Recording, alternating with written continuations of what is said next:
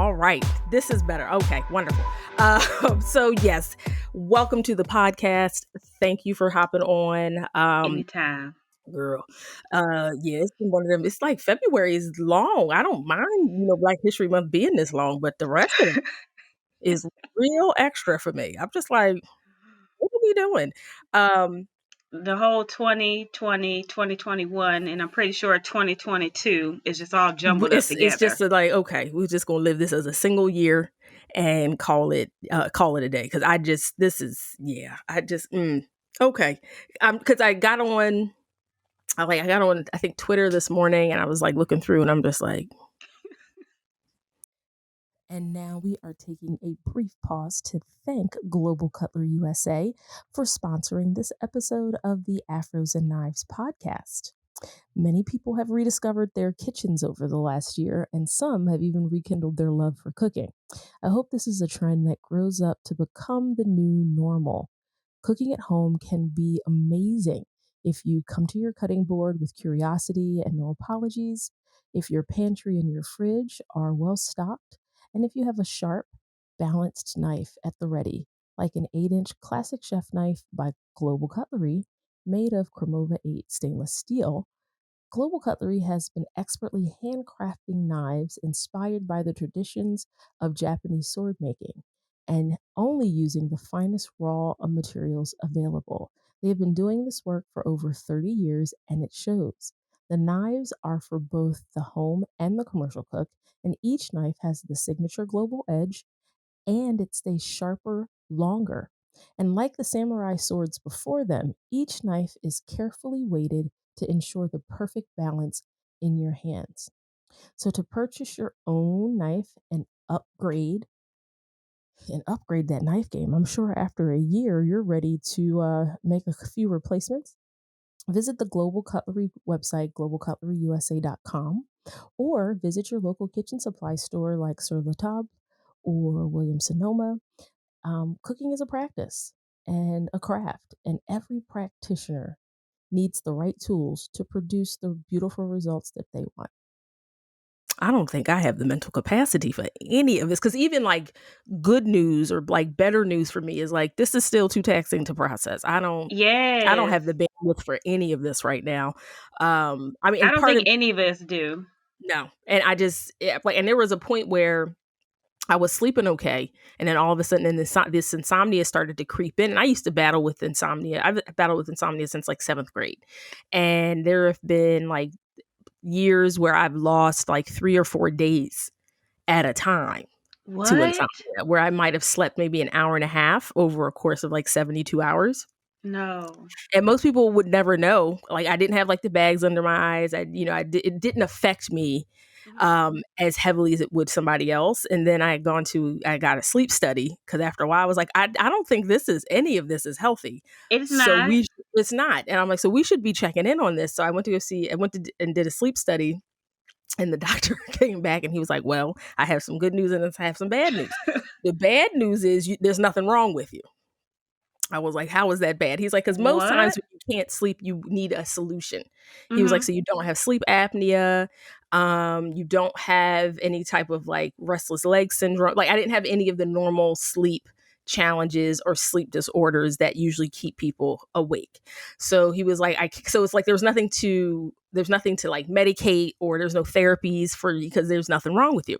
So how And do I'm you like, go? oh, girl. So I was That just doesn't like, even make any all sense. right. So I was like, okay. He's like, however, I did do some research, because he's like, your case is a little unique. He was like, you finally fell asleep, and he's like, it does take you a good long while to fall asleep. I'm like, well, that much I do know. He was like, but you did get through like 3 or 4 cycles of like REM and deep sleep and all the other things. So he's like, you did cycle in and out a few times. And then I could tell when you were ready to wake up, because you had kind of cycled through the last bit and then woke up. And he was like, so you get about 4 to 5 hours solid, like that, your body's actually going through all the cycles properly. And I'm like, okay. He was like, so I've done some research. There's some research in Utah that's happening right now, apparently, on what they call short sleepers.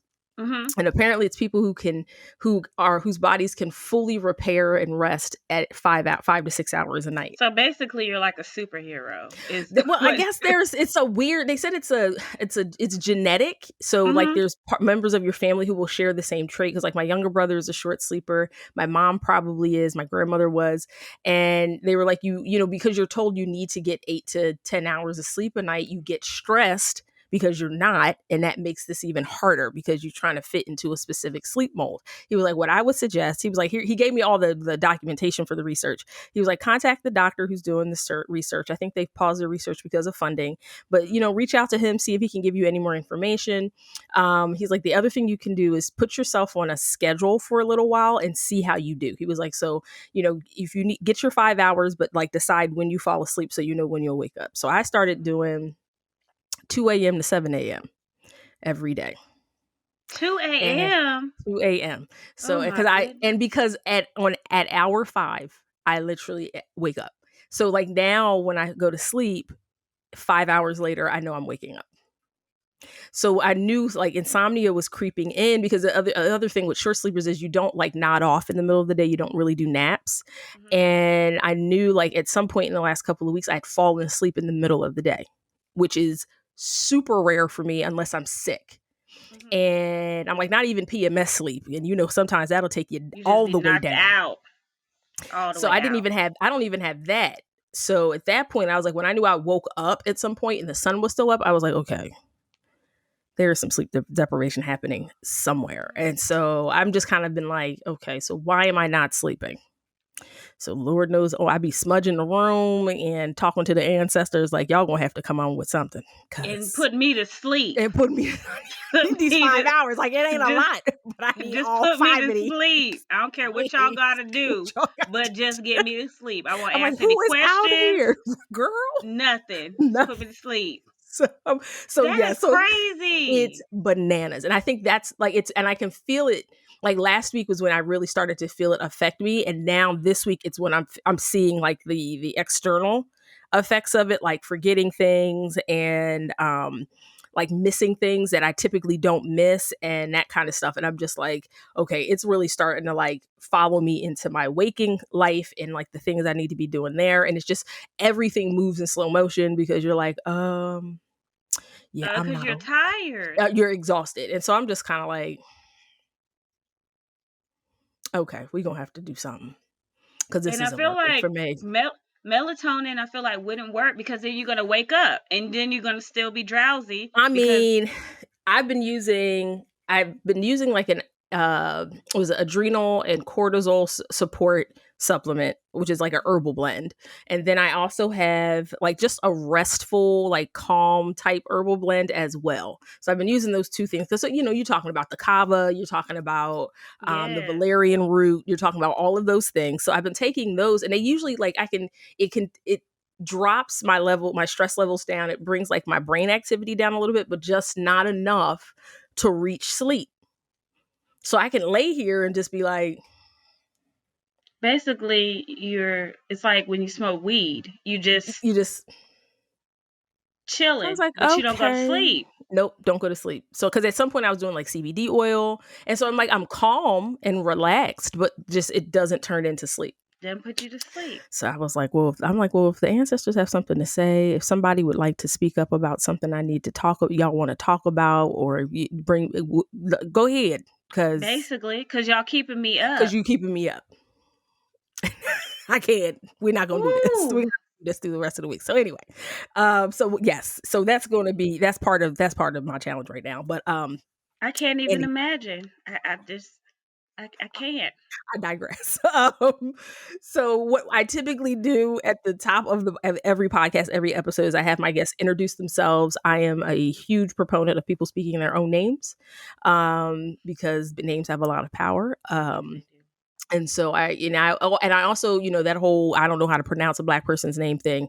We're gonna get rid of that in 2021. So I always have people pronounce their own names. What do you want to be called? Which is a really different thing than what you were named sometimes too. So Mhm. um So that, and then, give us just a little bit of background, a little history, a little journey information, like where'd you start, how'd you end up where you are now, and all of that. And usually there's a jewel or a nugget in there that I'll grab onto, and then we can kind of just go off into a conversation.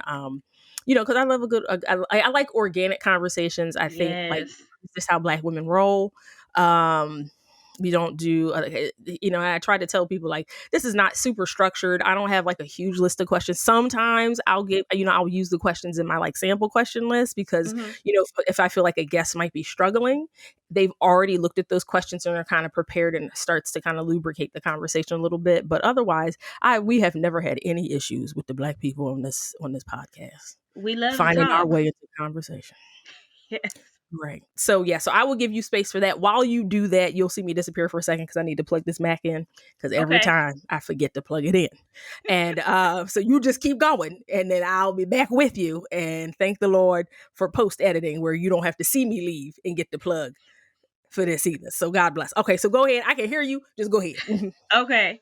My name is Brianna Sherman, but I go by Brie more than likely. And I am the creator of Ancestors and Alcohol, which is basically, well, it started off as a YouTube channel, but I'm lazy. So, more than likely, I am making videos on my Instagram. But basically, it's just my journey through my ancestry and my genealogy. And then it's also me trying Black owned alcohol. I realized a few years ago that there wasn't a lot of Black owned alcohol, and I was tired of spending my money on white people, you know.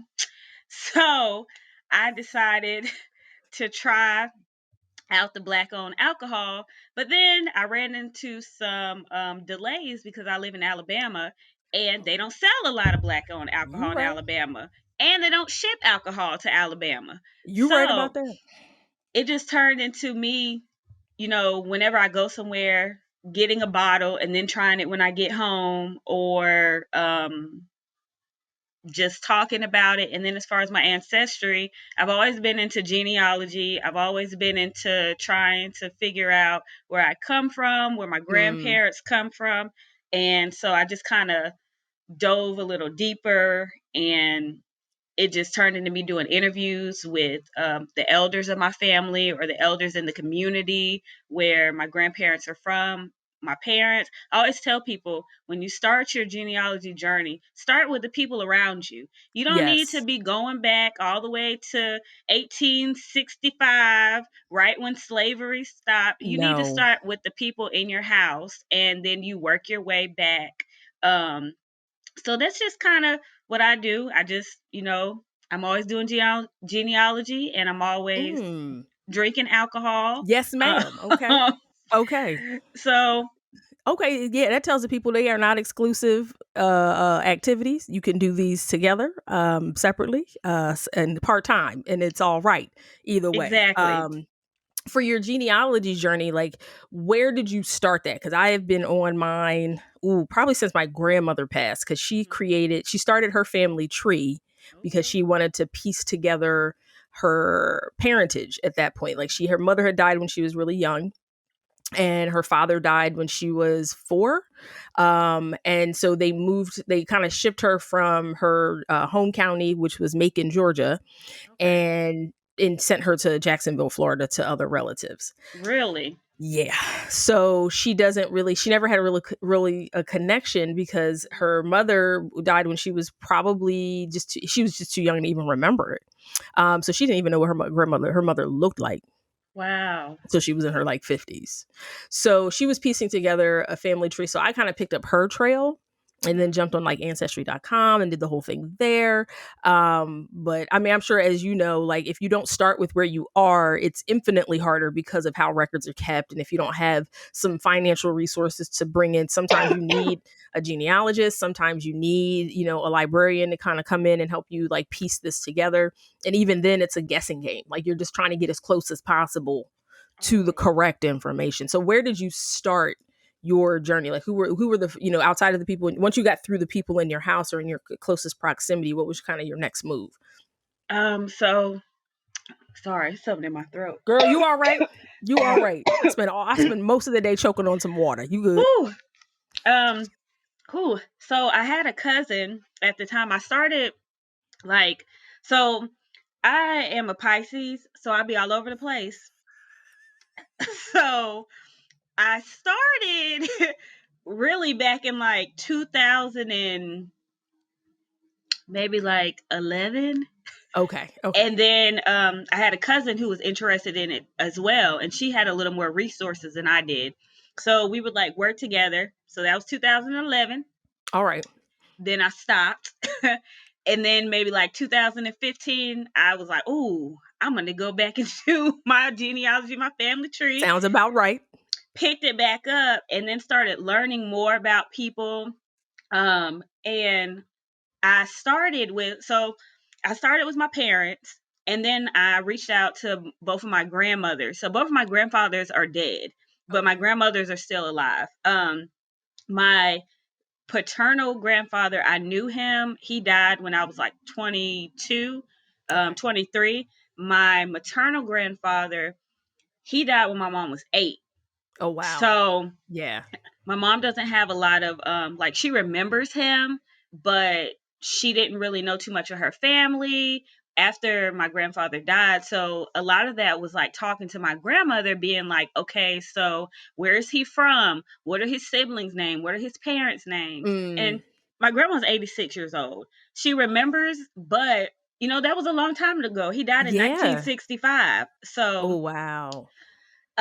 once I got some names from her, and I started with family search since it was free. I was like, I don't want to go ahead and pay for ancestry because I'm flaky and I don't want to waste my money. Look, if you ain't gonna revisit it, it's like I won't be back for Exactly. 8 months. I'm not gonna do that. Yeah. I'm not paying for it. So family search for me was a great way for me to get started and dive in without having to pay money. But you get a lot of the same It's true. information that you get on Ancestry. So I started on there, and then I started getting names. I would go with like each sibling, and then I would just get further and further till I wound up like with my generation. Once I hit Okay. my generation, I would go on Facebook, type in their name, be like, this might look like I'm related to them. You right. This, and then I would reach out to them. And Yeah. then after I reach out, they'd be like, "Oh, you need to talk to so and so. They know all the Mm. family history." And so I guess, really over the past like 4 years, that's what I've been doing. Like I've been contacting people, reaching out, and then I do like interviews. I'll call them, set up like my microphone on my laptop, ask them some questions, kind of like what you do. Let them Okay. just talk, run their mouth, and then I'll go back and I listen to their stories, take notes and stuff like that, and just Oh, nice. remember things about them and about what they've told me. And it's kind of like an ongoing thing. I try to dedicate a certain amount of time each week to it because Family Search always has new like information that they're plugging in. So last True. week you could have been working on your great aunt, and then this week they finally put your great aunt's children on there, and then Mm. you just keep doing it. And then my parents brought me the the ancestry DNA test, Yeah. Yeah. Yeah. 2 years ago for my birthday, and so that's really helped me reach out to a lot of different people and find new family members, get their stories, and that's really all for me. Genealogy is me just trying to connect myself to my ancestors, to the elders, and learn about the land that I come from and the Mm. people that I come from. My father's from Bucksport, South Carolina. Okay. Super small, only 839 people live there. Everybody's basic related, and my mother is from Harlem. So Wow. two totally Yeah. different places. They're both in the Air Force, and they met. Um, Okay. but for me, I was born in Philadelphia, but raised in Charlotte, North Carolina. So I That's am wild. a southerner, like at heart. Yeah. So Yeah. I connect more to my family down in South Carolina, and my great grandfather, all of them are from North Carolina.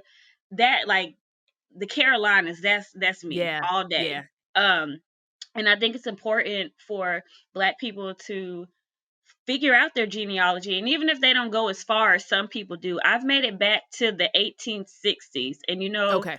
that's where you hit the brick wall, Yeah. because we weren't listed on the census anywhere unless you have Right. like a family Bible, or you just have somebody who knows something about it. But I think it's important that Black people figure out like where you come from, or even ask like your grandmother did.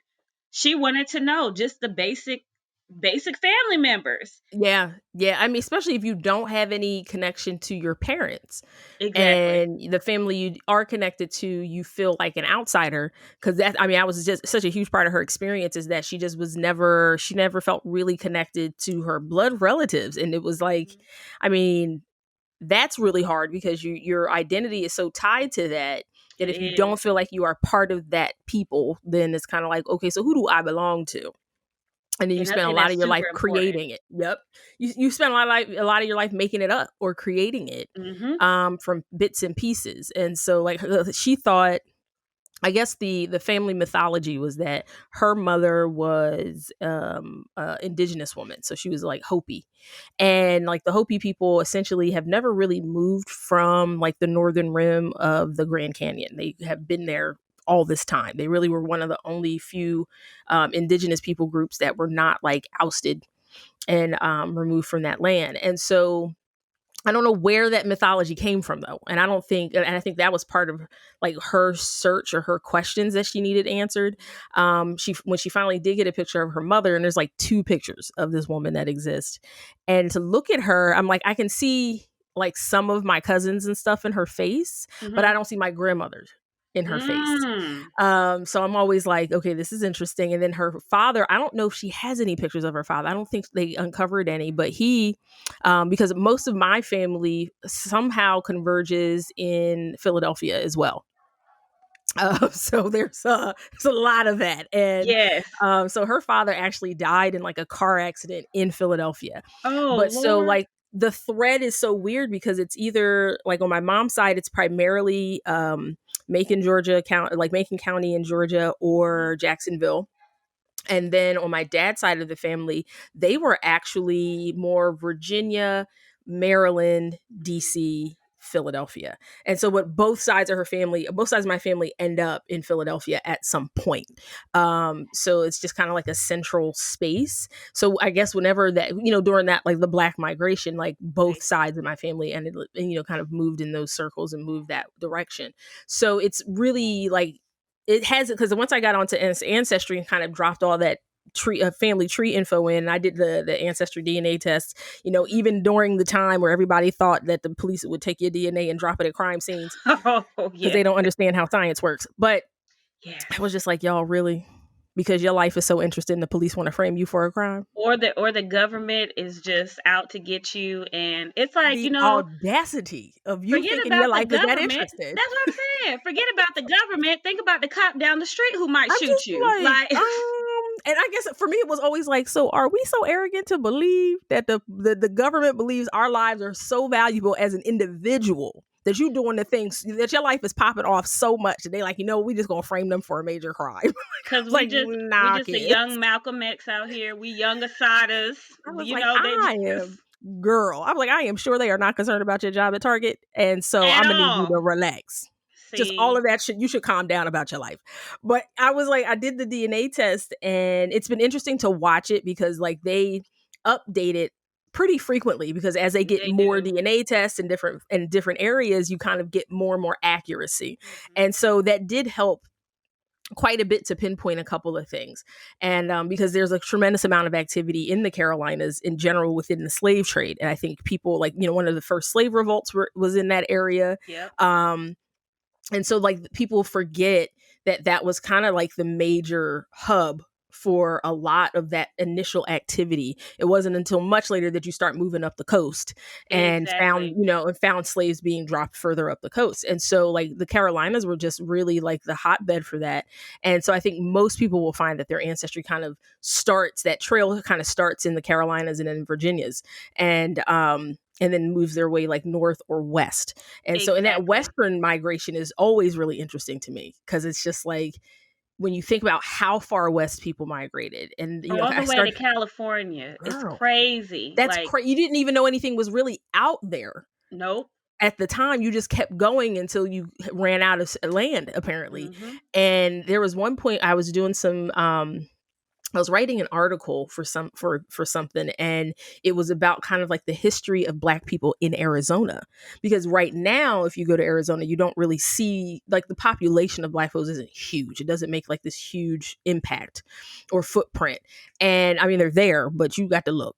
You And you surely got to look, do. you got to look hard. So it was that idea of like, okay, so how long have Black people been in Arizona? And it's, so the fact that Black people, like, our presence goes so far back in Arizona, and people are like, oh, so you guys were here like well before just about anybody else. And I'm just like, Yep. but isn't that the general story about Black people? That's Is that we that's was the here thing. first? Like, We've come on. always been everywhere, and of course, if they had to admit it, it would just throw It would be all the white people all the off. things off. They would just be like, "Oh, the blasphemy! I cannot I believe." just I mean, I was talking about this with my sister yesterday, and I'm just like, so what would, like, we've been talking, since last summer or last spring, really, about like just people have used different phrases for it, reckoning and the uprisings and stuff. And for me, I've called it the age of truth, because you're getting the truth, and what's happening is you're getting an option of how to engage with it. Exactly. And we're seeing those who are fully embracing it, and those who are like, nope, I'm gonna stick with the rivers and lakes I'm used to, and just live with my delusion at this point. But I'm like, we're kind of an age of truth, and what I've seen happen is that we are getting to a place where we have to, it's kind of reaching that fever pitch where it's like, okay, you've got the group who's like, we need to dismantle these systems, they're damaging, and we need to like do away with them and start all over again. And I find that to be an admirable goal. However, if you have no logistics, it's just destruction for Can't work. destruction's sake. You Exactly. cannot. It's like if you remove capitalism, you need to have something in its place. Not because we've seen it work with the healthcare system. Well, we need to get rid of the previous healthcare system we were using, and we've replaced it with the Affordable Care Act, which, admittedly, I mean, even President Obama was like, "This is not perfect, but it's No, a but start." And everyone's been exactly. scared to start, and I'm like, so that's the point. Okay, where do you start? So the start is not going to be perfect, but his whole point was, I'm not leaving it here for you not to do anything with it. I'm leaving I'm it here leaving it here because for you you need to keep to doing. keep doing something. And so in that example, it's kind of like, okay, so if we dismantle the healthcare system to replace it with something that's equitable for everybody and advantageous for everybody, what does that look like? Who's in charge? How is it administered? How is it managed? How do we oversee it so that it doesn't like become what it is now and slowly creep into this space of like a lack of representation, like all the things we fell into? Yeah. Because I think certain systems, not all, but certain systems, I believe, were started with the best intentions, Mhm. but the minute you let capitalist energy kind of roam free and unchecked, because I believe things should be profitable. In order for businesses to help and serve their communities, they must be profitable They within must. the system that we've built, period. So I believe capitalism, when it's checked and managed properly, can work to your advantage. I don't believe it's inherently evil. Capitalism is kind of an entity in and of itself. It doesn't have a pulse or a personality. It's It's like not. money. It's just a tool. And so, like all tools, unchecked, hammers can be damaging if you use them against a skull. They can also be useful if you use them to build a house. So it's like, I feel like Exactly. capitalism kind of works in that same way. And I Um, think people don't understand that. Everybody yeah, just wants to, you have the get rid of the throw it all hierarchy, away. get rid of capitalism. So And you're it's like, like, okay, but who's about to be in control? Because we all know for a fact that the extremists who want to abolish, the police system and the government and everything like that, their plan that they have living in the United States that we live in now, your plan's not going to work. it's just It, I mean, have you seen these crazy white people? I just There's just like for me, that's the scariest thing for me. Like when they ran up in the Capitol, you're I like, said, you know what? I don't care about the white people that's in the Capitol. I care about Billy Joe Bob, who lives down the street from me in from me. Alabama, who is watching the Capitol thugs, as Yeah, you know, attack it and nothing happened to them. So what do you think is going to happen to Billy Joe and his friends? They're going to say, well, they didn't get prosecuted. Let me go ahead and go lynch these Negroes up the road that live down the street from me. And for me, that was nerve wracking for me, because I'm thinking yeah. about all the Billy Joe Bobs that live in every community, in Unity, every city, exactly. every state. And so it's like, if you want to abolish the police and you want to dismantle the government and how we operate now, you need to have a plan that will include everybody, because Everybody, we've yeah. also seen, because I love to argue with black people when they're like, their favorite thing is, well, let's just get our own. Okay, people, let's look at history. When we have had our own, all of the black communities that we have always have, what do? They kill us and they burn shit and they bomb shit.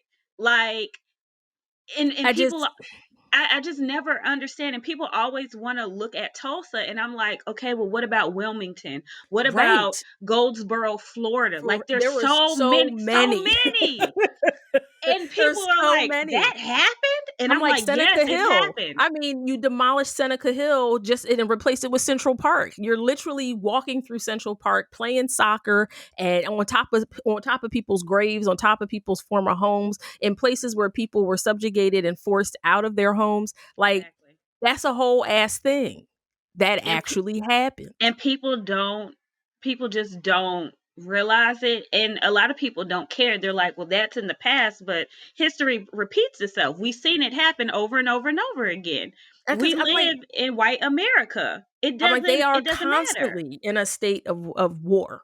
Like all the Always. tactics that, and I was like, like what it for me, what like a lot of your systemic racism boils down to is these are war tactics. Yep.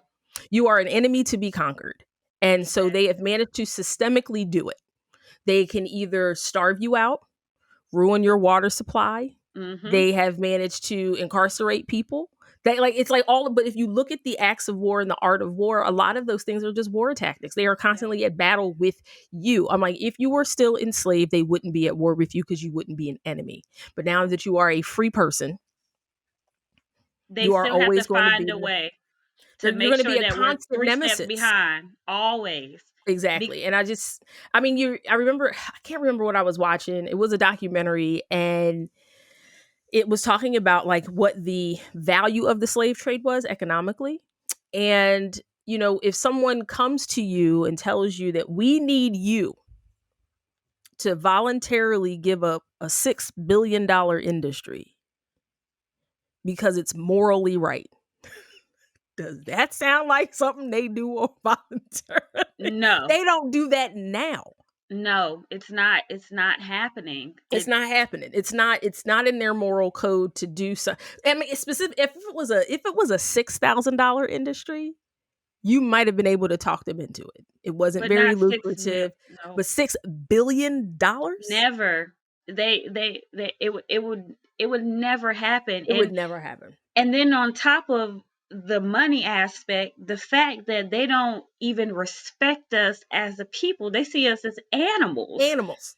And I And know people want to think that that's changed. They honestly do. They want to. Well, we're people now, and I'm like, they don't see you Tiffany, as a person. Lord This is why the Jesus, black body can be disposed of with callous and they don't disregard care because they don't see you as an actual whole ass human being. at all. And they never I always tell people, I don't dislike white people. Well, No, but no, I don't really like them too much. But look, I try to tell people, because they're like, "Oh, you shouldn't be like that." And I say, on any day, I don't care. On any day, if a white person has to make a choice, I know there's some out there that be like, "Oh, I'm gonna die for them," but at the end they of ain't the never been day, pushed. They ain't never been pushed before. exactly, at the end of the The day, day, they yeah, are going for themselves. yeah. They are going to. I mean, it's called self-preservation, and they Period. know. They know that they can play that race. You have the poorest of the poor white person, but at the end of the day, they still know, I'm white, so I'm over you. I mean, and it's when I tell people like, look, slavery indoctrinated everybody, not just the slaves. So if we're all running on this premise, like we cannot separate the system of racism from white people as well. Like racism affects them just as deeply and destructively as it affects us. The effects on us are more external. Mm-hmm. It doesn't destroy us from within. It is more internalized for them. It's the idea that they live in a delusion almost all the time. Every Like, can you day. imagine that level of psychosis? Look, I'm gonna be real transparent for a minute. I will say the last 2 weeks I've been watching a lot of true crime, which is typically not my thing.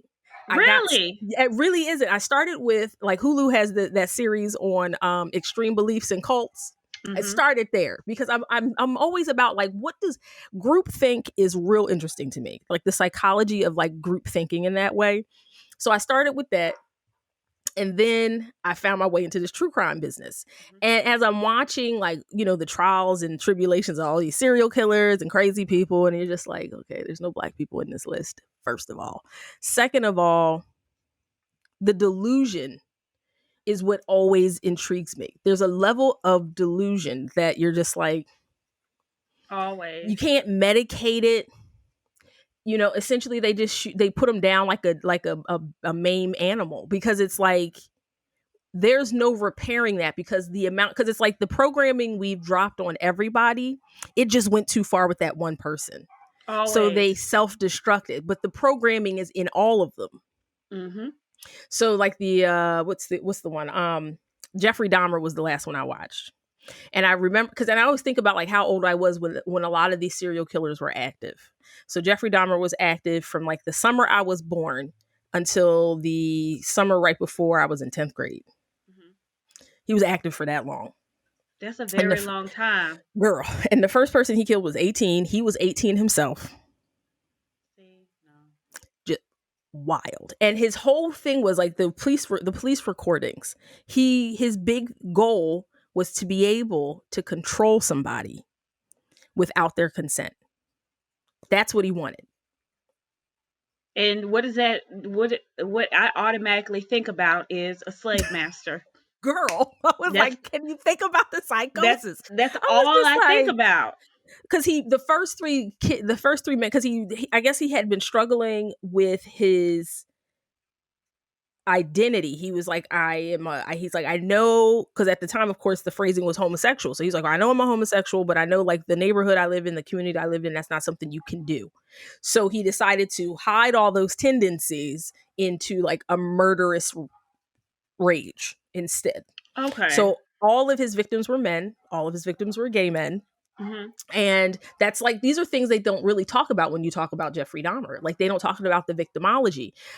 Things that I noted, that the first three of his victims were all in his community in Ohio, or in Idaho. Oh. No, it was Ohio, and they were all white men.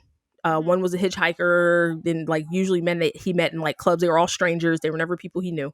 And then he moved to this predominantly black, poor neighborhood. See. So the victimology changed. Exactly. So now Drastically. because in total, he admitted to killing 17 people Mm-hmm. in that time period. If the first three were white men, the balance. So this man managed to murder 14 gay black men in this poor black neighborhood. And nobody cares. Like, Nobody cared. for one, Nobody nobody cares cared. that you're black. Nobody cares that you're a man, and they damn sure don't care No, that don't you're care gay. that you gay. So because at one point what he was doing, he was murdering them because he couldn't get control of them. The first guy he attempted to do that to was this young black man. He wanted to take pictures of him. That was his angle. Hey, can I take some photos of you? I'm a photographer, so on and so forth. Then he would drug them and try to gain control of them that way. And when The he first gained control of them, like, what is it that he wanted them to do? He Like, wanted essentially a live, like, sex doll. He wanted to be able to just subjugate them sexually anytime in any way he wanted to. That was what he wanted that control for. And the first guy, he didn't work because he kept his wits about him and managed to get out. mm-hmm. So, and the thing with Jeffrey Dahmer is he learned each time he failed. And so the next few he managed successfully to at least get them drugged enough, but nobody ever surrendered to the fantasy for him, so he would kill them. And then he got to this place where he was beheading people, and this is when you got Oh, the body see. parts in the freezers and all that weird shit. And then there was this one point where he's turned this corner and he thought he's going to try to do some science experiments to see if he could mentally get them to just, I mean, be physically alive but mentally, but brain dead. So he would capture someone, drill a hole in their brain, and then inject it with acid. So he killed 2 or 3 people that way, realized that that didn't work, so he let go of that experiment. So he just kept going. The only person who was not a black man at that time was this 14-year-old Vietnamese baby. And of And course, this it child, has to be another person of color. so this child, he actually managed to get out of the apartment. He was completely nude, completely beat up and bloody. And this it was a car full of young black girls who were driving past the apartment complex that he had lived in and saw this baby run out. And so the child who saw him was 17 years old, saw this baby running with no clothes on, stumbling around. So they stop the car, they go get him, they ask him what's going on. He can't speak, of course. And so they call the police. Now we can bring the current policing practices into focus. Mm-hmm. So we're talking 1990 at this point. They call the police, they report it, the police show up, Jeffrey Dahmer pops up, one white man talking to another white man, convinces the police that this is not a problem, this is my boyfriend, and he's just drunk What? and out of A control. I'm like, 14-year-old. they didn't ask for the child's name. They didn't confirm how old he was. They literally sent him back into that apartment with Jeffrey Dahmer. They never went to Jeffrey Dahmer's apartment to check anything, to check on what the neighbors were saying, on what the girls were saying that they saw. Nothing. So they leave. The young lady goes home. She's completely distraught, tells her mom. Her mom calls the police station, talks to the officer who came out to the call. He's like, no, it's not. It's fine. It's fine. Yeah, it's a boyfriend thing. Don't worry about it. There's nothing wrong. And the lady was like, so that wasn't a child? I believe that child was 14 years old. No, it wasn't a child. They could have caught Jeffrey Dahmer then. Yep. So he murders 3 more people. How did he get caught? He got caught because Jeffrey Dahmer was ready to get caught. He was just tired of covering his tracks. So the final black man that he tried to victimize was the one that got him caught. And so when they finally caught up with them and the story starts to unfold, and they find out that 14-year-old was 14 and he had beheaded him and put his head in the freezer. And they got that story out. So they fire the 2 police officers that responded to that call. That's it. Those 2 police officers got rehired. One is currently a police chief in a neighboring suburb. So for me, like, watching the true crime stuff has been like really interesting to see the components that of policing we're dealing with now, and the components of race that they conveniently eliminate from these stories. Always, because the they've always done victimology, it. it's like, it's so important to realize that within the story of this man are 17 or 13 black lives or 14 black lives that are lost, that nobody cared about. That still doesn't. Exactly. Because this is my first time hearing this. Girl. Because even as I'm watching the documentary, at no point does the guy doing the voiceover or anybody mention that this white man, and the guy who was the neighbors that he had in the apartment complex he lived in, it was this black man and his wife who lived across from him.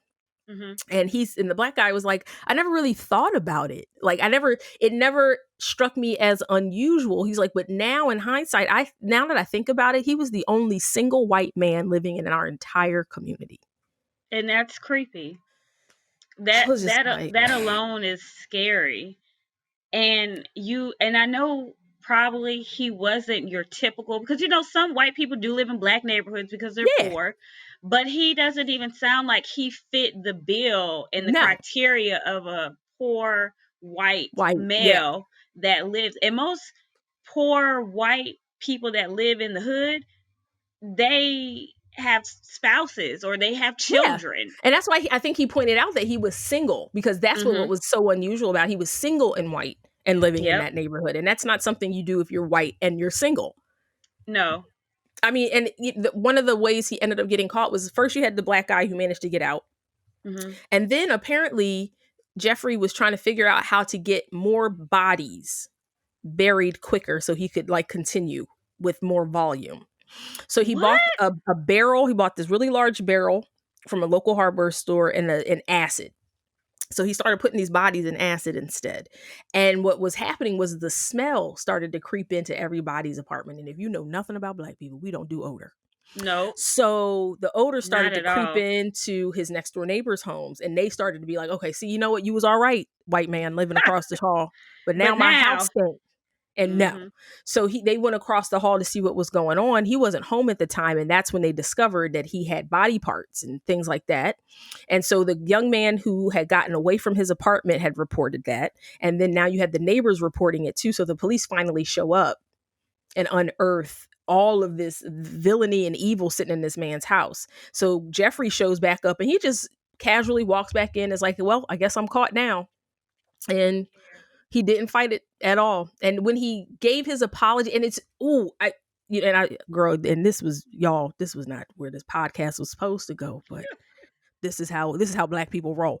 Basically. Girl. Because I'm So intrigued. she was like, well, wait a minute. This is what's been happening. I've been telling people. They're like, well, hold on, wait a minute. So they show the scenes from his trial.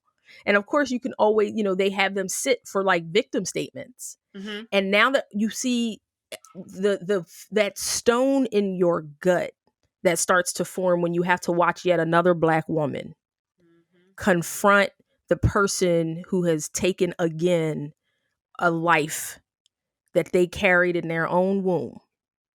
And so you watch this parade of black women fill the courtroom and then line up for these victim statements and you're sitting there watching it like, And I bet oh, he was just sitting there like, next. he gave it one of these. See. And his father, they interviewed his father a lot. And his dad was just like, because Jeffrey had been arrested before. Mm-hmm. And being white, he got out on good behavior because they assumed, well, he's white. He's not going to murder nobody else because he got in trouble for, I want to say possession or something like that. Mm-hmm. I served like a whole 48 hours. And so wow. at that Tough. point, his dad was just like, something's going on with him. Something's not right. They at this point didn't realize that he had murdered some child and dismembered his body and scattered it around their property. So when they finally found out what was going on with him, because Jeffrey actually was arrested, had done a longer stint in prison and got out and just started all over again. And so it was just like, they thought like, okay, well, if you let him out of jail, if you let him out, and his dad wrote to the judge on that case I think he got put away for 5 years and he ended up only doing like 18 months. So when he was up for probation, the judge was just, his dad wrote to the judge and was like, my son needs help. He should not leave jail without psychiatric treatment. Something's wrong with him. So his dad had expressed a problem. And they did nothing with that. They let this psycho out. And so when his father is in the courtroom now, looking at his son and then looking at the victims, like having to sit through and hear all of these women talk about what you've stolen from them. And his father was like, I would have reacted the same way these women have reacted. He's like, I don't, like, what can you, he's like, I told them my son needed help and they never helped him. And so now he's seeing his son. Of course, I think he ended up doing a life sentence. He did 9 life sentences for the state of Ohio, and then another 3 for his home state where he did those first 3 murders. So essentially, he was never going to get out. And as we all know, in 1991, at some point while he was in prison, he was beaten to death. So he never served his full term. And I remember coming out of school and reading that in the newspaper. And I was just like, well, that's what happens. Basically, when you go, that's what happens. So now his father, of course, is like that, all of this he's like, we probably could have saved at least 16 lives. Yeah. If anybody bothered to listen to me. because But he didn't even nobody want it. ever wants to listen. Like nobody, you have the clues that are there, and most parents know. Yeah. Like most parents know unless they're oblivious to life. But you have a parent that's telling you like, Oh "Hey, yeah. just get him some help." And I think that's a real issue in the prison system. They Oh just yeah. are throwing people in jail, and a lot of these people have mental illnesses, and you are not helping them. You're not doing anything for them. It's a reflection of like of current policing. Instead of Mhm. sending a police officer out to a call that requires a mental health professional, like, but you're doing the same thing once they're incarcerated. because Exactly. because of course incarceration is yet again it's invaded by capitalism. It's like, well, we can make money off of the bodies that we've jailed. And we don't need to help them anyway. Oh yeah, let's give them a program and stuff like that. And half of the less than half of the people who go through the programs, once they get out, yeah, they're fine, but the other ones are back in jail, because it's like, Exactly. what can you do? You get out of jail, you can't get a job because they don't hire felons. You can't get a Exactly. house because they're not giving a house or a loan to a To a felon. felon. Yep. There's nothing you can do as a felon. You have to get very, very lucky and hope that somebody wants to give you a chance. And even It's then, some of those people who give you a chance, it's still like, okay, well, I'm going to give you this chance. But if you yeah. even mess up once, it's that's it. I it's really like, okay, so they're incarcerated for life, whether they're Exactly. located in a jail or a correctional facility or not. They are now forever incarcerated, and you're just like, when will we have new, like, and I appreciated, like certain states restoring, voters rights and stuff like that, but because it's, it's a start, but it's like there's such a, but like, and to go back to that point in the conversation, we were talking about how it's an act of war. Hmm. There was I mean, a sadder example is the scenes in, if anyone's ever seen Les Mis, and the one of the main character essentially has done time, and because it's a French novel, doing time at that point was doing some time. Like his it was a labor camp, and so once they got out or released from at least the labor camp, they still were on probation, which means they had to carry around this yellow sheet of paper that told everybody that I've done time in the labor camp and I've committed a Yeah. crime. And his crime was stealing a loaf of bread for his niece who was starving to death. And this is France right before the French Revolution. And so I'm thinking about that, and like what he had to do in order to change his fate essentially was become a completely different person. And it was a priest in the very beginning of his story who gave him he gave him some like gold candlesticks and some other things he could exchange for money. And it was like, so he gave him capital in order to reinvent himself so Yep. that he could become someone else and rebuild his life. And it's like thinking about that analogy in where we live right now and what we do with people who have done time, and the exercise of restoring a life to them, and what does that look like. Because the United States is great at spending money at nothing that matters, and Oh, because people are like, well, we need money for that. I'm like, okay, so why don't we take money from the foolishness over here and rededicate it over here? Um, exactly.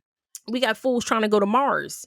I'm like, but y'all asses have destroyed the planet. So how about you not go to a new planet and jack that up? And You looking for new exactly. places to colonize. That's what that is. And that's the thing. Everybody can't even go to Mars. Thank you. You ain't taking buses to Mars. I'm like, so what you did was you isn't it typical colonizer behavior?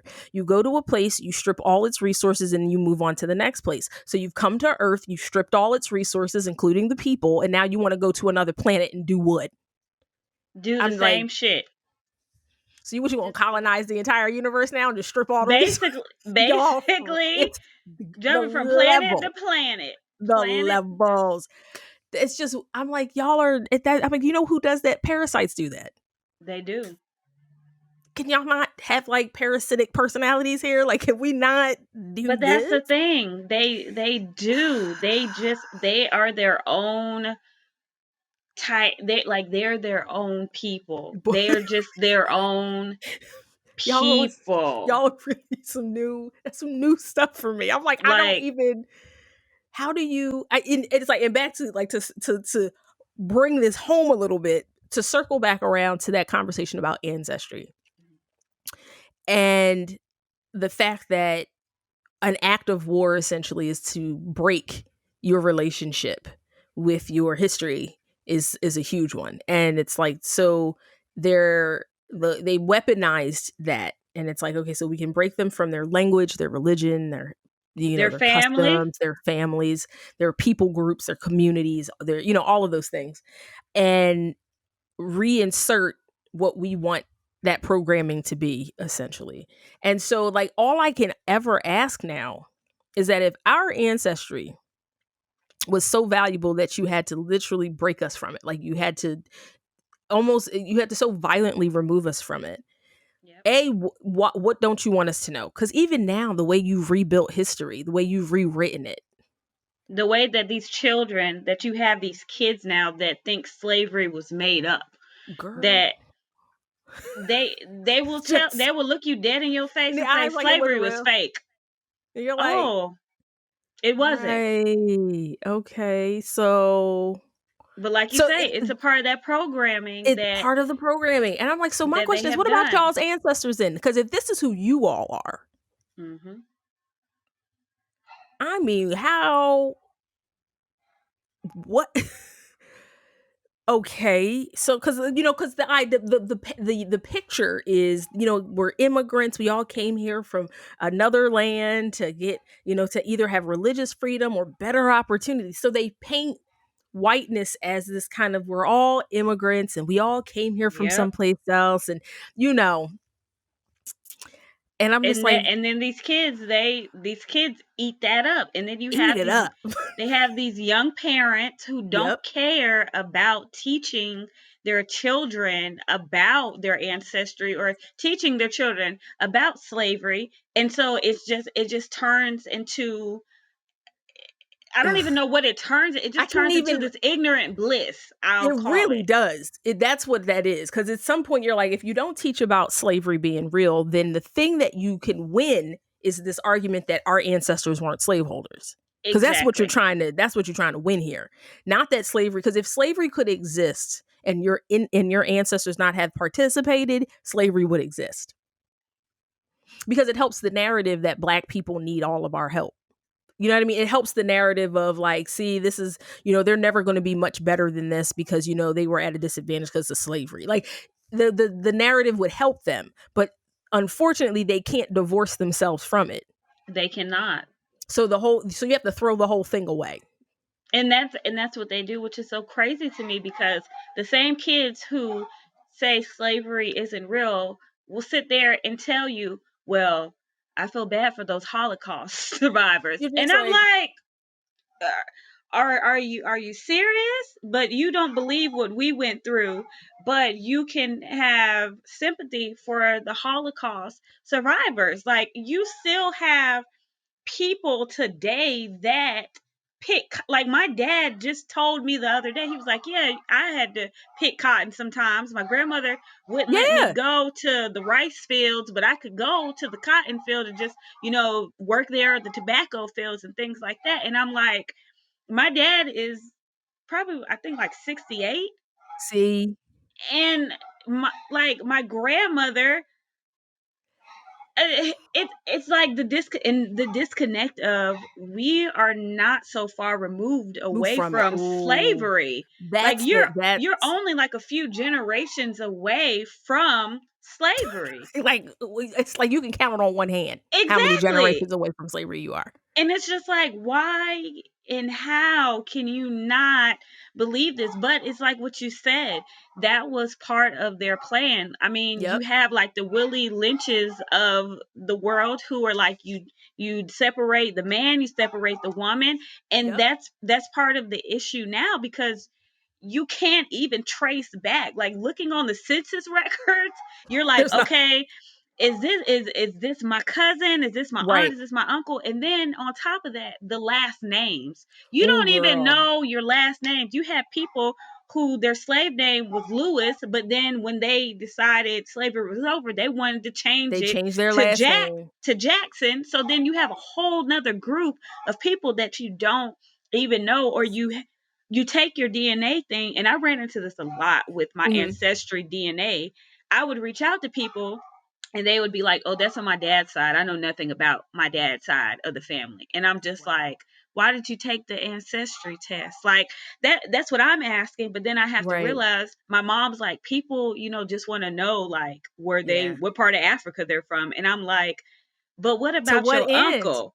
Yeah. Exactly. Like, what To about what your end? grandmother? Like, what about the tangible Right. people that you can actually reach? To me, it's just also for a society, and I feel like at that point, ancestry had blew up, and it was like, "Oh, I'm from Nigeria. Oh, I'm Right. this, I'm that," and it's like, but are you really? Because you don't know anything about that culture. Like Nothing. you're from America. Like this is your Yeah. culture.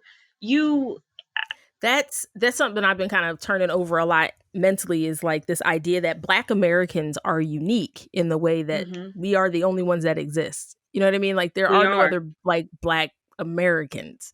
hmm And we have a very unique history because there was such a large number of, I mean, you've got hundreds of years with a disconnect, so you have to rebuild your culture, rebuild your language, rebuild Yep. your customs. Like you've kickstarted or restarted an entire culture based on memories, and then you're thinking about memories that are colored by trauma and hmm pain. And so those memories aren't perfectly clear memories either. And then the further away you get from that particular starting point, the more you lose. So even Exactly. some of the native tongues that came, once you started to learn English in order to survive, not because you wanted to learn English, you start to Nope. lose your native tongue. So it's not like someone who immigrates here where they keep their native language and they take on English. It's like, hmm no, we're beating that out of you. You're not going to be bilingual. So this idea that the United States does not have an official language, but they also discourage people from learning more than one language. That is definitely the arm of slavery reaching very far into the future. Because it's like, well, no, if you know more than one language, there's power there. Because you can not just Exactly. you can now speak to us and speak to each other, and we won't know what you're saying. We are left out of the conversation. And So that's if what they wanted to do. you That's what. annihilate someone's native language, so now, but now it's this kind of romantic notion to learn Mhm. more than to be bilingual or trilingual or whatever. And you're just like, when I showed up here, I spoke more than one language. And now you didn't want me to speak more than one language. You didn't want me to speak with my native tongue, mainly because you couldn't understand what the hell I was saying, That's it. and you were nervous that there would be a revolt if you couldn't understand exactly what I What was we were saying exactly. and I can what plan I a was rebellion. doing. And I also think for them it was the fact that we had our own, and they just couldn't Yeah. fathom that we had our own. We didn't Oh, need you. Like yeah. we didn't need you. We were fine by ourselves, and we would have I still been mean, fine by ourselves, but you guys were lazy and you didn't hello. know how to do anything. You didn't know how to Didn't know how build your to own stuff. do You didn't know how to cook. You anything. didn't know how to sew. You didn't know how to do you didn't even know how to take care of your own children. I just And you brought us over here, but then on top of that, you brought us over here and you had so much disgust for us, but then you but wanted needed to be with us, right. You but need in private, like only in private you could have me. And God forbid the white women. Oh my God, oh no. But then you laying with the slave hello. men at night, but then lying and hollering rape. And that's in something that's on a That's a totally whole different. that's a whole new thing. That's a that whole that's new level of thinking. Like that is I that is I told my white coworker this the other day. I told her, I said, white women are the most dangerous people in the world. they They really are. the most. dangerous. And she actually agreed with me. She's like, you know what, Yeah. Brie, I can agree with you. Because We if they've are. ever been on the receiving end of one of their own, they Mm-hmm. know how treacherous Yep. those waters are. Um, They're manipulative. yeah. They they lied like with the drop of a dime. And then if you catch them in their lie, well, what are you talking about? Did I say that? You just said it 5 minutes ago. It's a real I'm like, you got a real problem.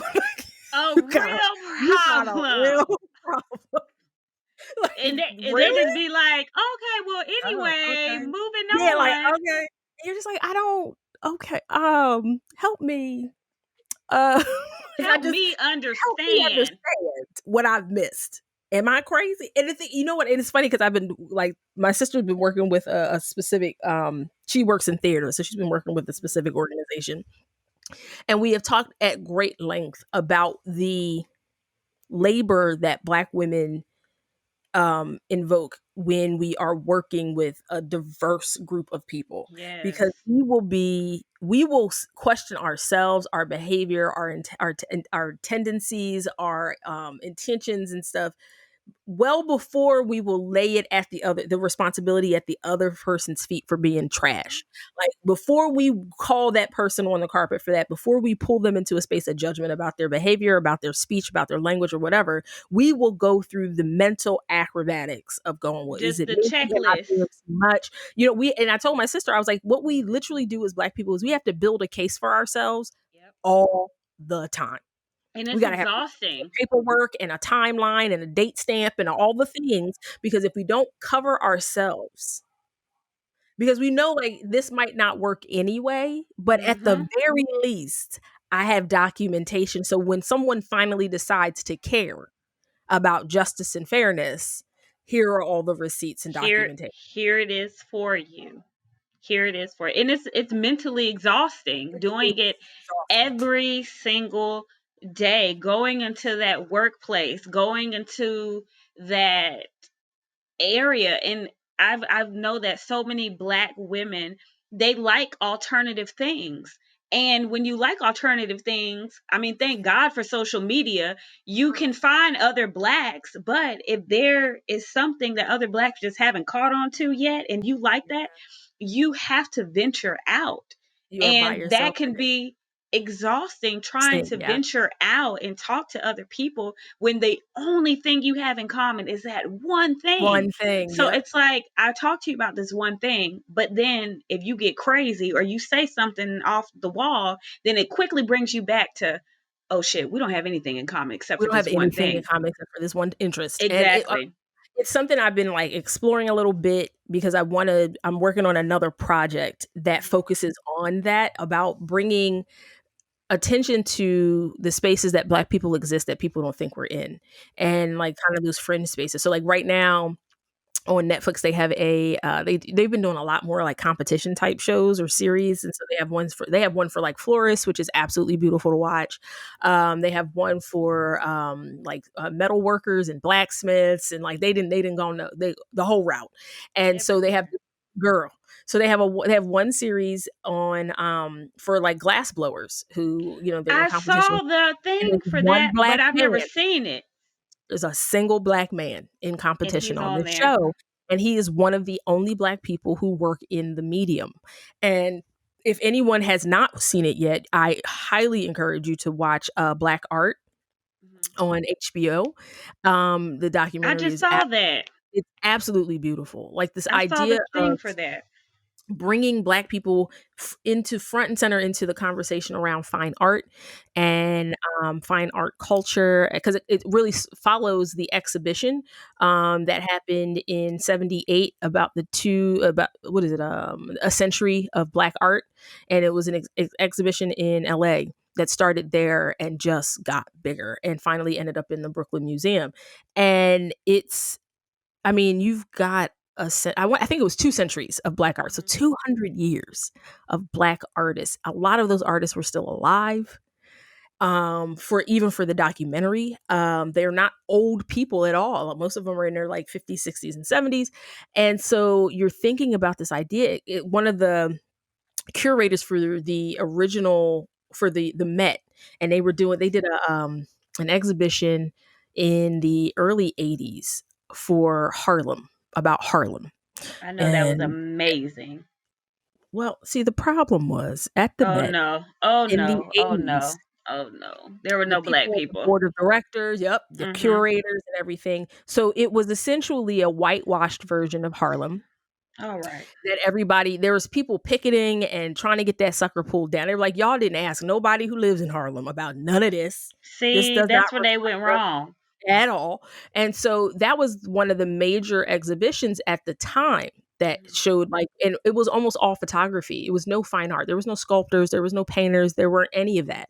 Because I And feel so it like was we like, don't exist in that realm, like in that exactly. industry. That's not. Oh, they don't do that.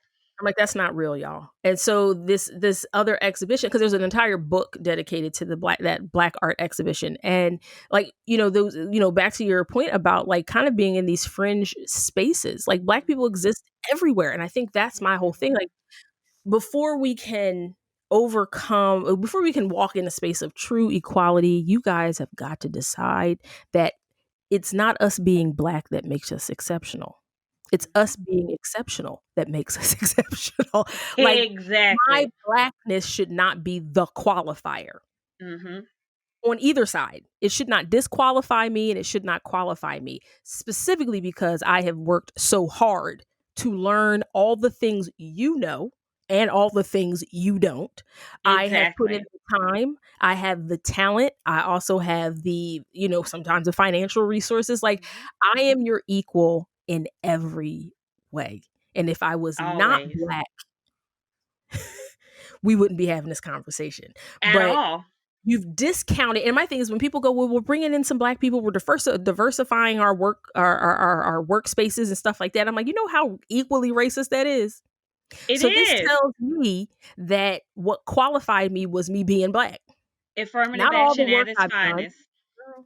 not all my At talent, not all its my hard finest. work.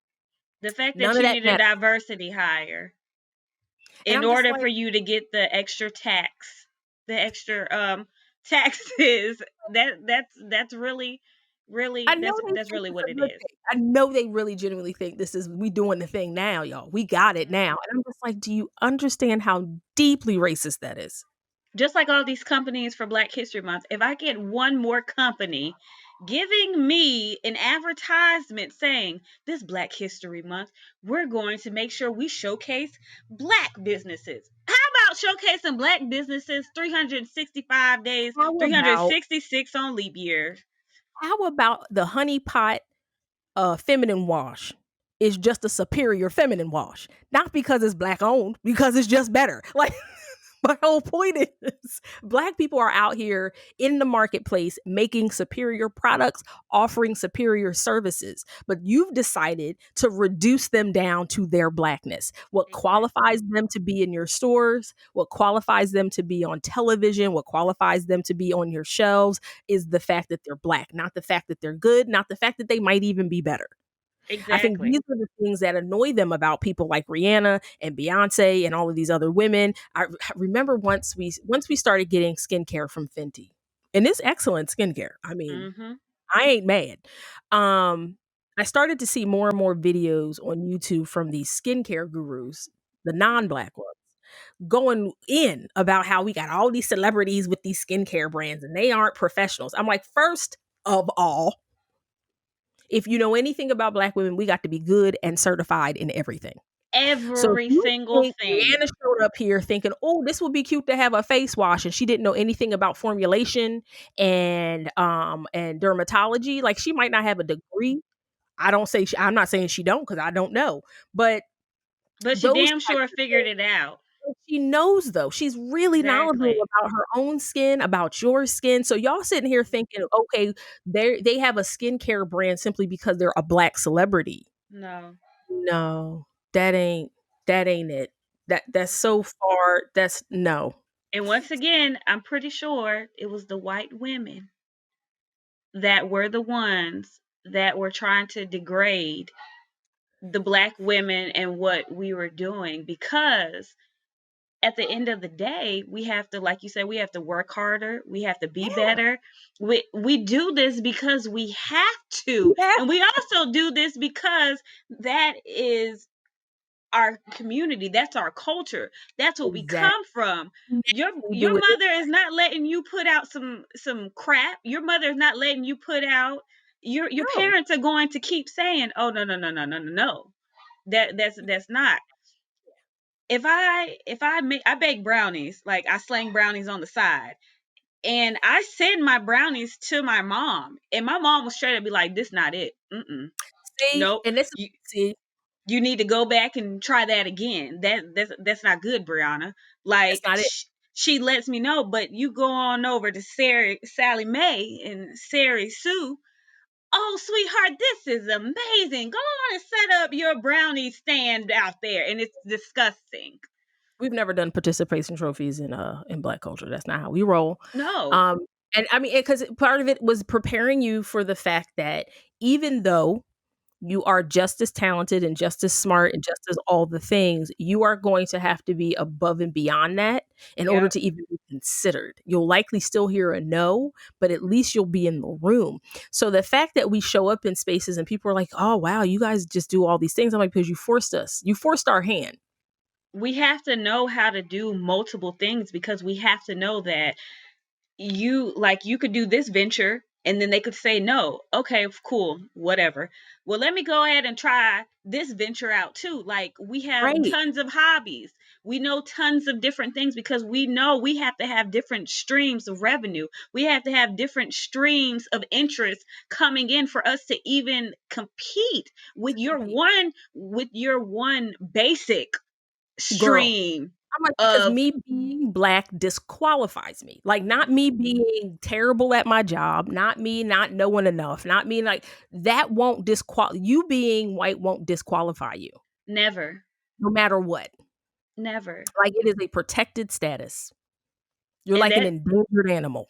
they just don't. I think a lot of people they just don't get it, and that's why I created, like, I do this thing called Black Joy. um Mm, and I started Black Joy, like, doing the stories where they tell me, have you ever had a racist encounter, how did that make you feel? But my main questions on there are, what are your hobbies? What brings you what brings you joy? But I started it because, like you said, there's so many of us and we're all so different. And I want people to see, like, I've had people say my hobbies are, like, one guy, he just drinks different types of beer, like he tries different types of beer. Another guy, he does cigars. And, like, one girl loves comics, another girl, she mm, skates. Like, they're like, we're multifaceted, and yeah, we don't us within our own community don't even realize we're realize it. Nope. multifaceted. Like, you have a podcast, and you know how many people would love to do a podcast, but like you say, they've probably been told, no, you shouldn't do that. Oh no, that's a dumb idea. Oh no, okay. But then when you do make it, oh, and this is the headline every time: Black entrepreneur starts a podcast. And it's like, why can't I just be an entrepreneur? Like, Entrepreneur. And again, you use this qualifier. exactly. Everything about what makes me talented is my Blackness. Everything about what makes me intelligent is my Black. It's just like, so you don't want to attribute anything to my Blackness, but you also want to attribute everything to it. Exactly. How Because that make any sense? because you have the white people that are like, "Oh, good job for that smart Negro. She We did tried it. everything we could, but look at y'all rising above. I was There like, but you we go." I'm like, but our ancestors are the people who built the pyramids, the ones who built the first universities, the ones who taught y'all how to bathe, the ones who like these Girl, are who taught these y'all are about seasonings? Let's about not these forget about the seasonings.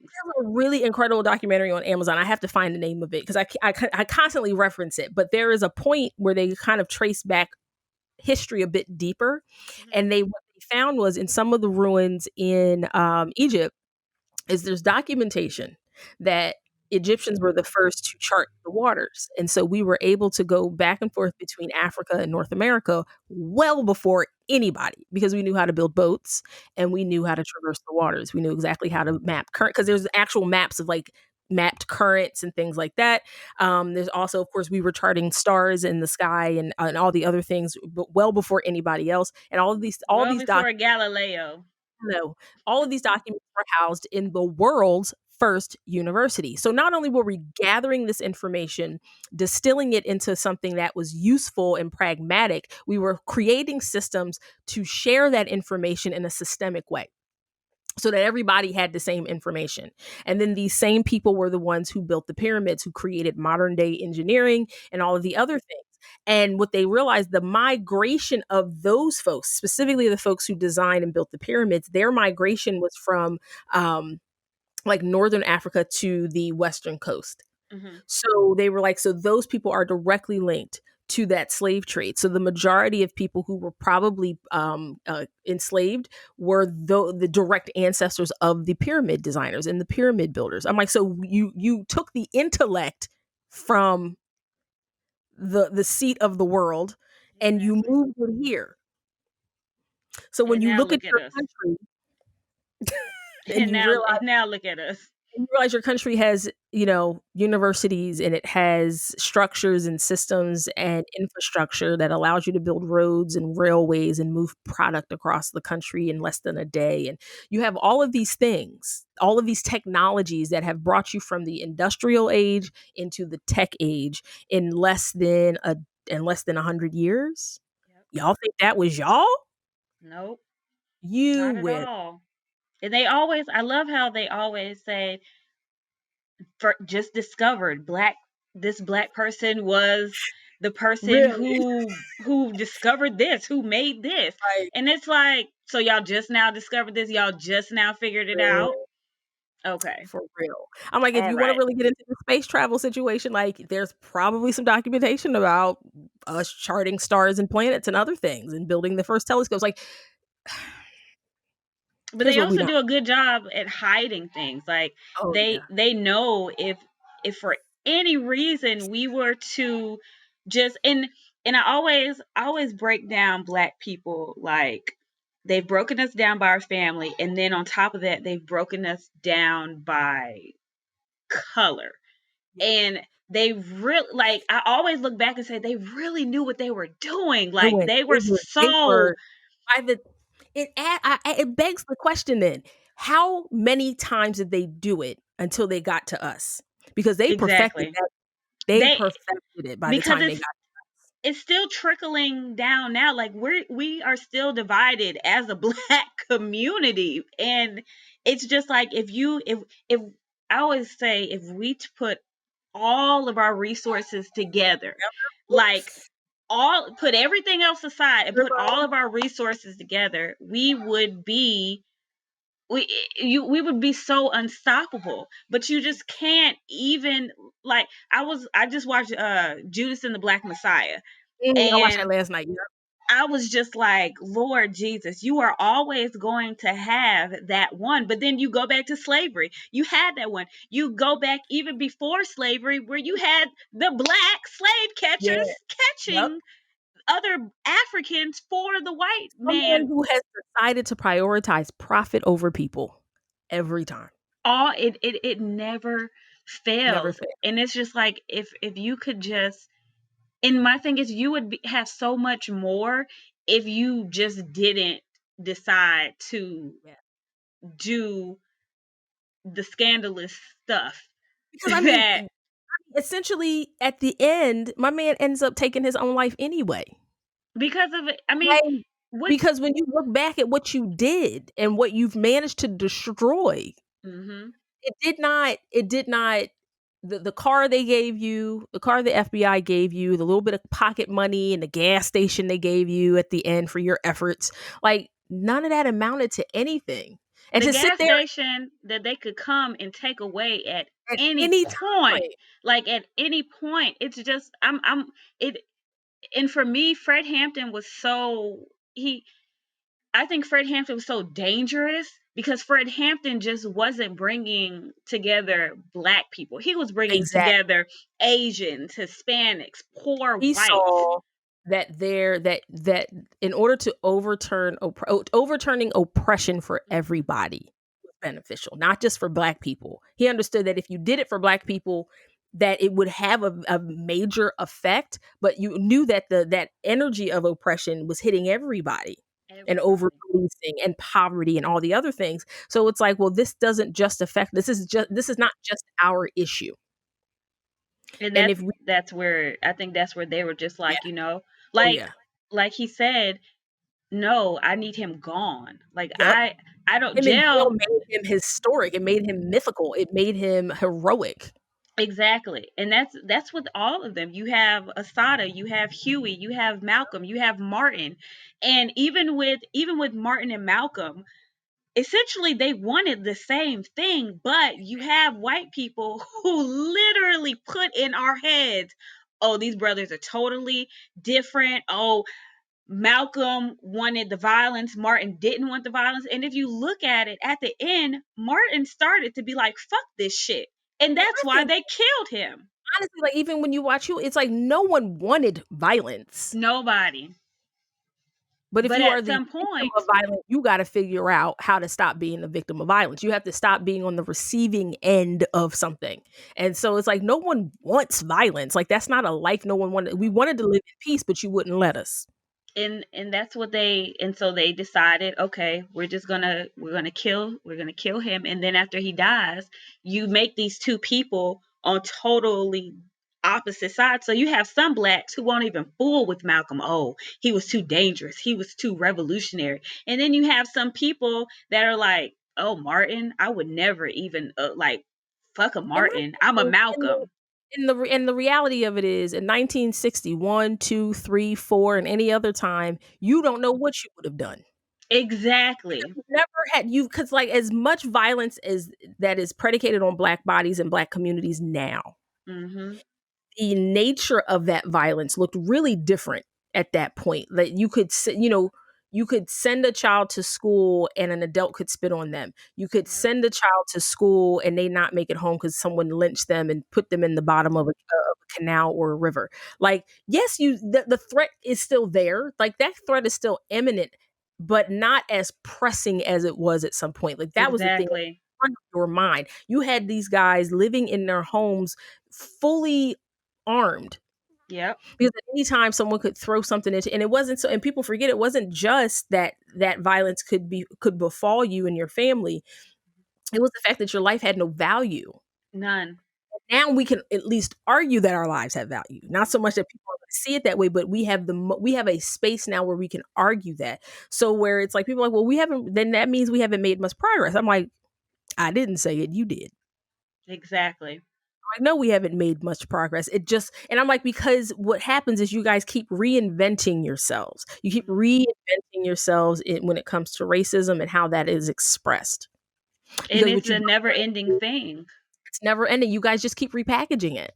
And my thing is what gets me now is that not only have you managed to repackage it, but you have managed to bring more and more people in as participants. There are so many Black people who still struggle at the center of white supremacy Every that no one day. really wants to acknowledge. It's like that they still use a lot of the tenets and foundational thinking of white supremacy to like move through the world. Mhm. And they don't realize that's white supremacist thinking, but it's like it's affecting their everyday lives. I remember my aunt was dating some guy and he said something to me about because I usually wear my hair either shaved completely. Like I'm working on my locks now.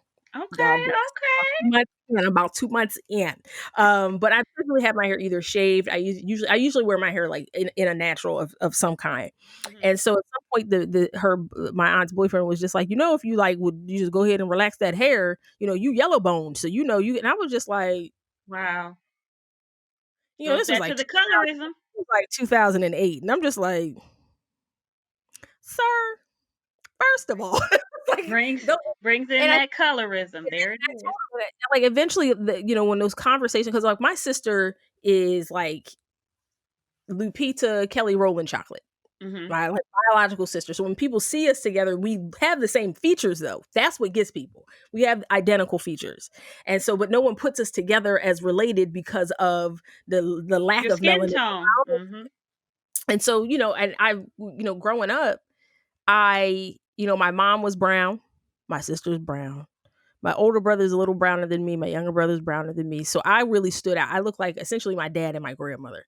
Mhm. And so a lot of times, I love my family. I love belonging to my family. You know what I mean? Like I love being a part of my family.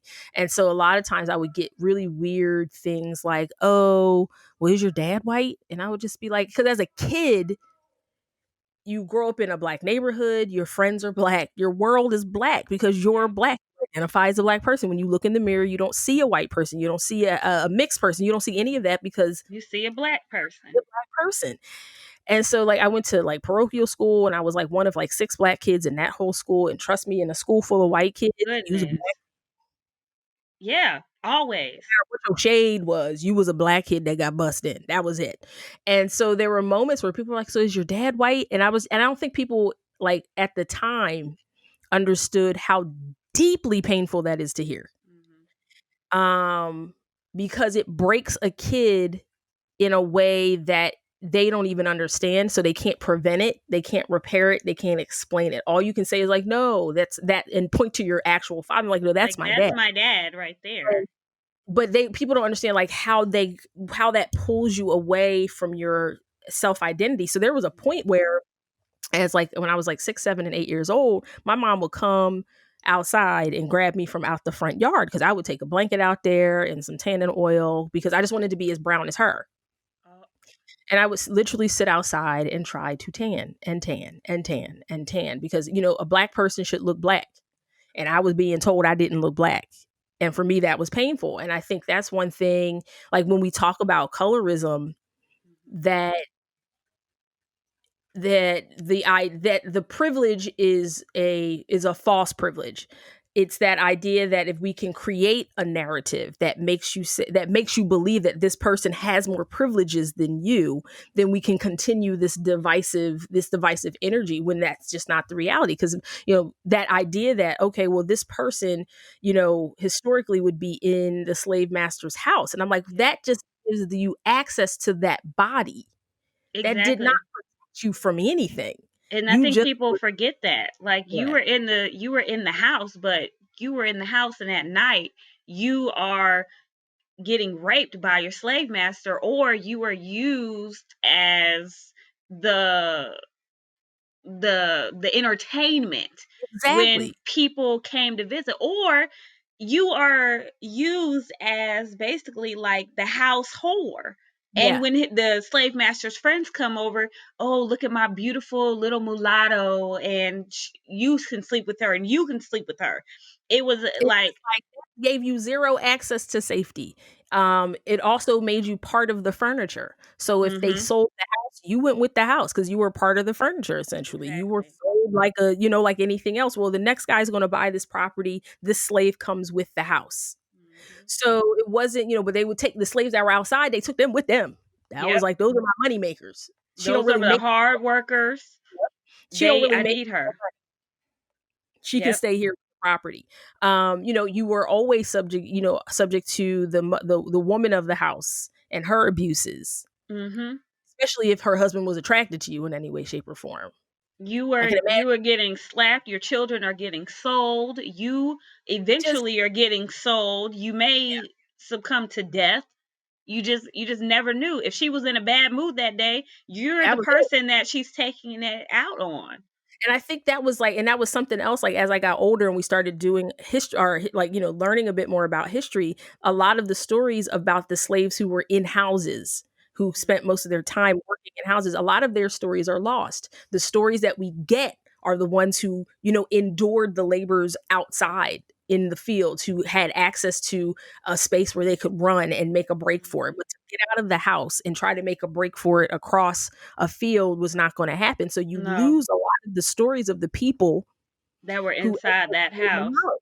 And like this idea that some of that stuff was incestuous, Mhm. like you raped a slave woman, that she had a daughter, that And daughter then ends up you rape the daughter. So you're raping your own kid. So it's like, so for me, it was like a lot of that kind of those colorism conversations, like, for my sister, because I'm hyper protective of her, she never really told me about any of those moments that somebody said something stupid or dumb or violent or ridiculous or harmful or damaging. But if I had ever heard something or overheard something, people understand.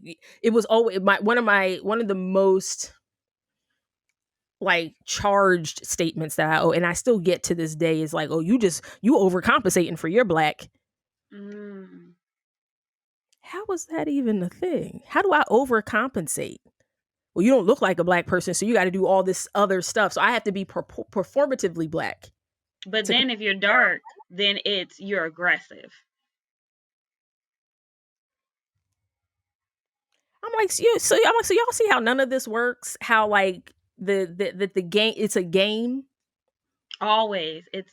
and It's you can always participate a in it or game. not. I was like, it's a game, because in the end, and I also at the end of the day, if you remove the melanin factor, I look like a black person. My features are black. Exactly. My hair looks black. Like all And the they things. never they Oh, never sit there and think about that. Like no. they never sit and think about that. And I had a opposite my childhood was opposite of yours.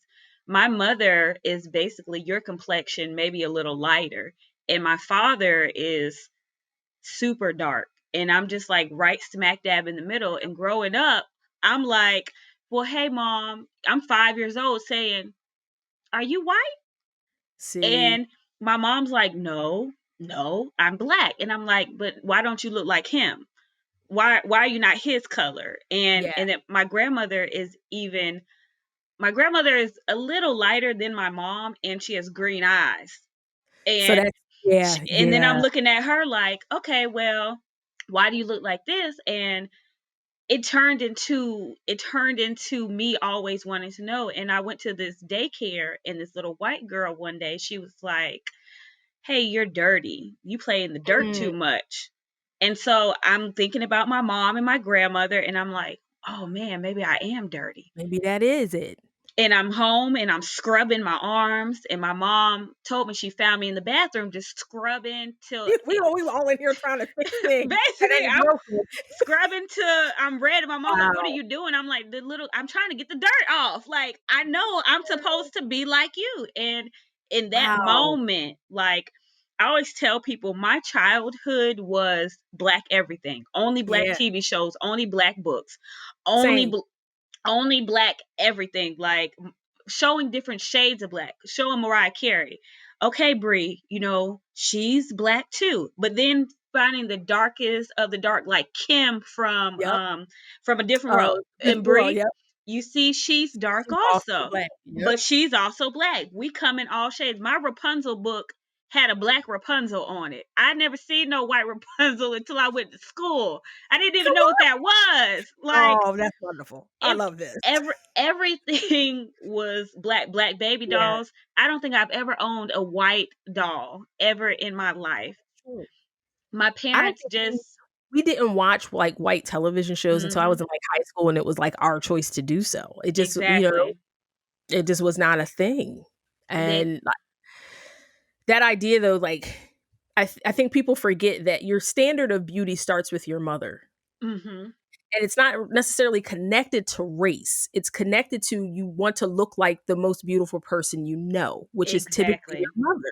And so if you don't look like her, your standard of beauty shifts, because it's like, well, if I don't look like her, am I beautiful? Am I pretty? Like, what does that mean? And I think Why do that's I where, look like this and yep, she looks like it's like that? that. And I'm like, because there was when I was in the hospital, my mom had, like, I think I was about a day or two old, and the nurse brought me into for my mom to breastfeed, and my mom initially was like, you've brought me the wrong child. Oh no. So she argued with the nurses for hours. Oh no. They're like, ma'am, this is your child. And she's like, she can't be, because my mother was so much browner than me. I mean, of course, you coming out the womb, you definitely have no pigment. And I'm like, None. so I had no pigment anywhere. I had no pigment in my eyes, my hair, or anything. And so my mom was like, that is not her. And so eventually they like convinced her like, nope, this is your child. And she was like, okay. So I'm like, so just even hearing like those experiences, and like I'd go to family reunions, and like my brothers look like my dad and look like my uncles, and my sister looks exactly like my mom. And so I would go to family reunions, and like I said, I love being a part of my family, and I was always excited. And we would, there was four of us, and so we would show up all together with my parents, and they would be like, oh my god, look at the boys, they look just like you, Glenn, and blah blah blah. And it's like, oh, look at April, she's looking just like you, Jackie, she look just like you, girl. And then they would come to me and they would have this smile on their faces, but it would just be like, well, who is this little random child? Like, it was never, Mhm. it never connected me to my family. And they don't understand that that can That's stick devastating. with a child. And I think it's so interesting because when you grow up a dark skin, either dark skin or brown skin, I would look at you when I was a child and be like, "Oh, I want to look like her. Oh, I wish my Girl, skin was lighter." But running I from it have for light moms. I have light skinned friends, and they're like, my story is totally different. I would have wanted some color, Yeah. and it's just like a whole disconnect there. But as a child, you don't You tell don't. your friends that, like you. And then when you get older, you're like, oh, for real? And I feel like if more people had that conversation, it Yeah, would bring us together because it absolutely we're would. because now you have, I mean, it wasn't until recently, it's like the whole Beyonce brown skin girl, or Yeah. dark skin girls are beautiful, all this melanin and stuff like that. But forever we've just been like, oh, no, no, no, no, no, no, no, no, Yeah, that's not it. That's not, I mean, just because all the women I knew in my life, like my mom was a cosmetologist for like 35 years. And all the women that, all the hair she did, all the makeup she did, like most of those women were brown skin, chocolate skin women. And so like what I knew about black beauty was like Patti LaBelle and Regina Bell and Regina King. And like that's, when I was watching, when you would watch like 227 and you saw like no. Countess Vaughn, Mm-hmm. those were I remember there was a long time in junior high I was always mistaken for Kelly Williams from Family Matters. Oh, wow. And I was so happy about that because Kelly's brown. So I was Mm-hmm. like, y'all think I'm brown? Are you for real? Like this late, there was a woman in the library where I grew up, and I was standing behind her waiting to check out a book, and she turned around and she was like, are you like the girl from like that show where Steve Urkel? I was like, no, that's not me. But I was so, because it was this white lady. And I was like, it didn't occur to me that this white lady thought all black people looked the same. I just was excited that you thought I looked like this brown girl. Yeah. I thought was stunning. And I was just kind of like, okay, maybe I am browner than I thought. I'll This is take about it. to happen. I'll take all of this. Thank you. And it's just like you desperately want to identify with what the world considers the standard of blackness to be. And Yep. when you're outside of that, you are just outside of it. And for me, like when people would ask me about other experiences as an adult, I was like, no, trust me, I still get all the same black experiences. All of them. I show up to job interviews and they didn't expect a black woman to show up, so they Yep. canceled the interview. I remember one time I interviewed for a job and I walked to the car and I got a call back about that position. They were like, we're going to go with another candidate. Somebody in our company saw you skipping to your car. What? First of all, do I even strike you as the type of person to skip in public? Help me understand. But even So, if I was skipping to my car, what is wrong with me skipping? my car. So, being followed around in stores, being accused of shoplifting. I've been held in stores and stuff like that for like, oh, we saw you put something in your pocket. And All of people that. don't realize They that. don't Like, people realize don't realize. when I lived in Nashville, I was pulled over at least 3 times. Two out of the 3 times it was, oh, we thought we could smell marijuana in the car. And I'm like, but I drove past you. What are you talking about? So like even that, it didn't keep any of those same things from happening. So like even in that space, like I still look black. Like I still have all the identifying features. And so I still get treated like a black woman in all spaces. When you talk about, those experiences of being the only black person in the room, I don't blend in enough in a room full of white people Mm-mm. for people not to go, oh, okay, cool. How was your experience? Yeah, we usually don't have very many black people here. I still get all of those same conversations. And So I it's hate it. definitely, girl, So for me, I always tell people, I'm like, look, the only time I ever didn't feel black was around other black people. Hmm. And I Trust me, think I people don't always feel realize black that around white folks. Like, that they just don't understand. Or this is their favorite question. What do you mix with? ugh. Like, no, I'm black, black, black, and black and Like black I'm mixed with again. Negro and Negro. That's what I am. That are you sure? You don't have anything? Like nothing at all? Like, okay. I'm like whatever the slave master left behind, but that's it. That's all. That's all. You want to continue this conversation, do you? They can't fathom that they just can't fathom that you could be fair skinned and not have a drop of white blood in you. I'm like, so you've never really been anywhere but here, huh? That's 'Cause it. you travel across the world and all people come in a lot of shades, except for y'all. Uh, Hmm. Tiffany, Fancy, I was just about to say that. fancy that. That I was like, I are mean, you projecting right now? I feel like you're projecting. I think one comedian said white people just change colors: blue, purple, yellow, green, red. Like, Because the only argument you ever face is like, well, I'm not really white. I'm Italian. I'm not really white. I'm Irish. I'm not really white. And you just be like, it's okay to be homogenous. It's okay. You're European. It's a that's homogenous place. that's Just okay. Just like China. Calm my down. friend always tells me that white people's culture is hot dogs and hamburgers and the 4th of Yeah, July. it And it's really just is. like, and I try to find the culture for white Americans, and all I think about is slavery. And they I really, just because they really, a lot of it is forcefully borrowed. mm-hmm. Yep. Won't say stealing, but even down to the language. Like this language that y'all are so proud of and so protective of, most of it's stolen from other languages. So Always. help me understand why you are so protective of it. Because they I don't have don't. anything else to protect. They It's steal and then they protect it as if it was their own. like me and my sister have always said, if we packed it up, if all the black people packed it up and moved someplace else, It would just be over for them. it would not go well. It would not No. go. Like we saw a small piece of that when the pandemic kicked in, and Mm-hmm. people's household staffs, at least the brown and black household staffs, They had had to to stay go. home. And you had to watch your own kids and clean your own house and cook your own meals and drive your own car. And God forbid you have to watch your own kids. Like that to me, like they cannot. I used to be a nanny, and some of the shit I have seen with these white parents It's is just like, just like, oh, okay. I had a kid who he took a hammer to school because he wanted to hit another kid with the hammer.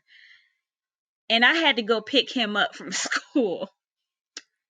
He also proceeded to tell a little girl that he wanted to lock her in a dungeon and never let her out. He's 8. When I left, that one. and he used to write letters to the little boy, and he used to say, I wish you would never be here again. I wish you would die. And I used to be nervous in the house because I said, you know what? He's not going to take this anger out on me No, because he didn't get to beat somebody at school with the gotta throw some hammer. gas in your hands. And I remember he got in trouble on a Thursday and he couldn't watch TV or go outside or anything. Tiffany, I came back on that Monday and I said, no, you can't go outside. You're a punishment. No, my parents said I'm not anymore. So you had a 4-day punishment for taking a hammer to school? And and that's all? With the intent of using it. It's different if you was taking a hammer because it was a cool hammer and you wanted to take it for show and tell. You wanted to hit You somebody took that to school with the intent of harming someone. and all you got was a 4-day See, punishment. this is how you end up with Jeffrey Dahmers and Night Stalkers and Ted Yep. Bundys and Unabombers and all them other fools. But no, I won't even say Jeffrey because Jeffrey's daddy knew. He knew he had some issues. Western, They don't know nothing. It I just so if he does eventually harm someone or take a life, God forbid, You gonna sit here and act shocked, aren't you? Until the nanny shows up and be like, "Well, I remember a time." And where you believe wanted you me, I will be that one. I would be calling the press. I would like to give a statement. to they were like, "Ooh, he When did. when He was 8." when he was 8, thank you very much. He did that, and I witnessed it. Thank you. And the little boy he wanted to harm was black.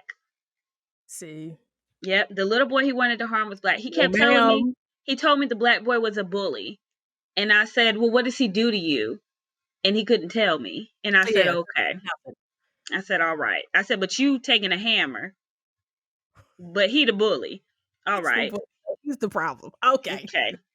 All right. okay. Look, see me. I see 2 hours. This is what happens. This is what happens on this podcast. I have to break things up into two parts. People will be like, "Well, wait a minute." So with these last 10 minutes, Yes, yes. where can we find you? Where can we find your work? Where can we find more about the Black Joy project you're doing and all the things? Okay, so you can find me on Instagram at Ancestors and Alcohol. If you want to get some of these brownies that I slang and these simple syrups I make, you can find me at Bree's Artisan Goods. Um, I do have See, a we didn't get to none YouTube. of that, y'all. I'm so sorry we didn't get to none of that. It's okay. It don't even matter. It don't even matter. It's all right because I learned a lot, and that's all that matters. We Now learned a you lot got about me this go. power today. I was about to say. Now you got me thinking. I'm gonna message you when we get off, so I can get that Girl, documentary, you better, so I can I got go you. I watch it. Um, and you can watch my YouTube videos on YouTube Ancestors Alcohol. But like I said, I'm lazy, and I'm a Pisces, so the last video I posted was like months ago.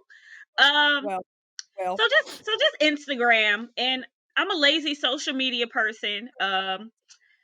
I Don't be barely. expecting too much over there either, y'all. It's all right. Yep, it's all right. But you can find the Black Joy. I try to do the Black Joy stories every Wednesday.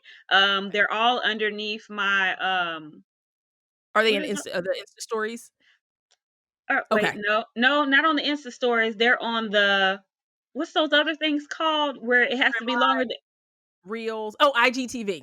Yes, Yeah, that's okay. now you can see how well I Like, am I with don't remember Instagram. what that's called. Yeah, IGTV. Okay. Yeah, I was like, I You can can do 10 minutes on IGTV. there That's there you there you go. So I think I have 23 stories on there now. cool. Okay.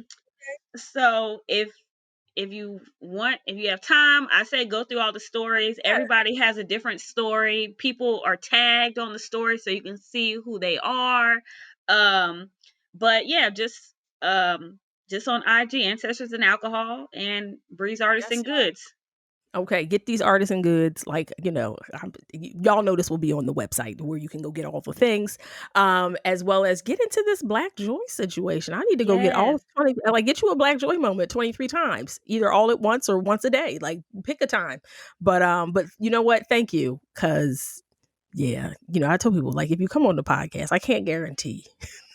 I'm gonna always give you 5 to 10 minutes to talk about your stuff if you need to like talk about your products or someplace. No, no, no. I I have can't guarantee enjoyed nothing I have else. enjoyed sitting here talking to you, learning stuff, and Girl, it has been amazing, like, sitting thank here you. talking to you. I appreciate you so much. Every time I do an interview, I'm just like, y'all, we are Black women are out here, and if y'all did not have us, Black women are such a gift. If you did not have us on this planet, I don't know what any of you would do.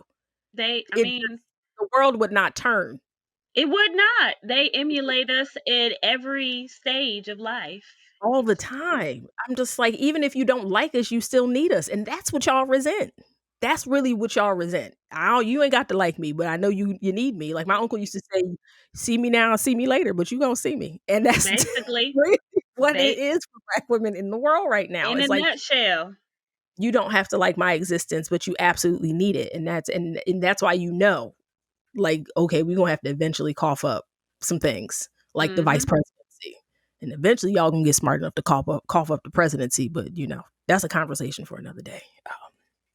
Lord Jesus, white people would have a whole Lord Jesus. But we would fix so much stuff. We Like would. so much shit would get repaired and fixed and moved down the line. Like you'd be like, well, I mean, look, I didn't like the idea of a Black woman being president, but at least she got some shit done though.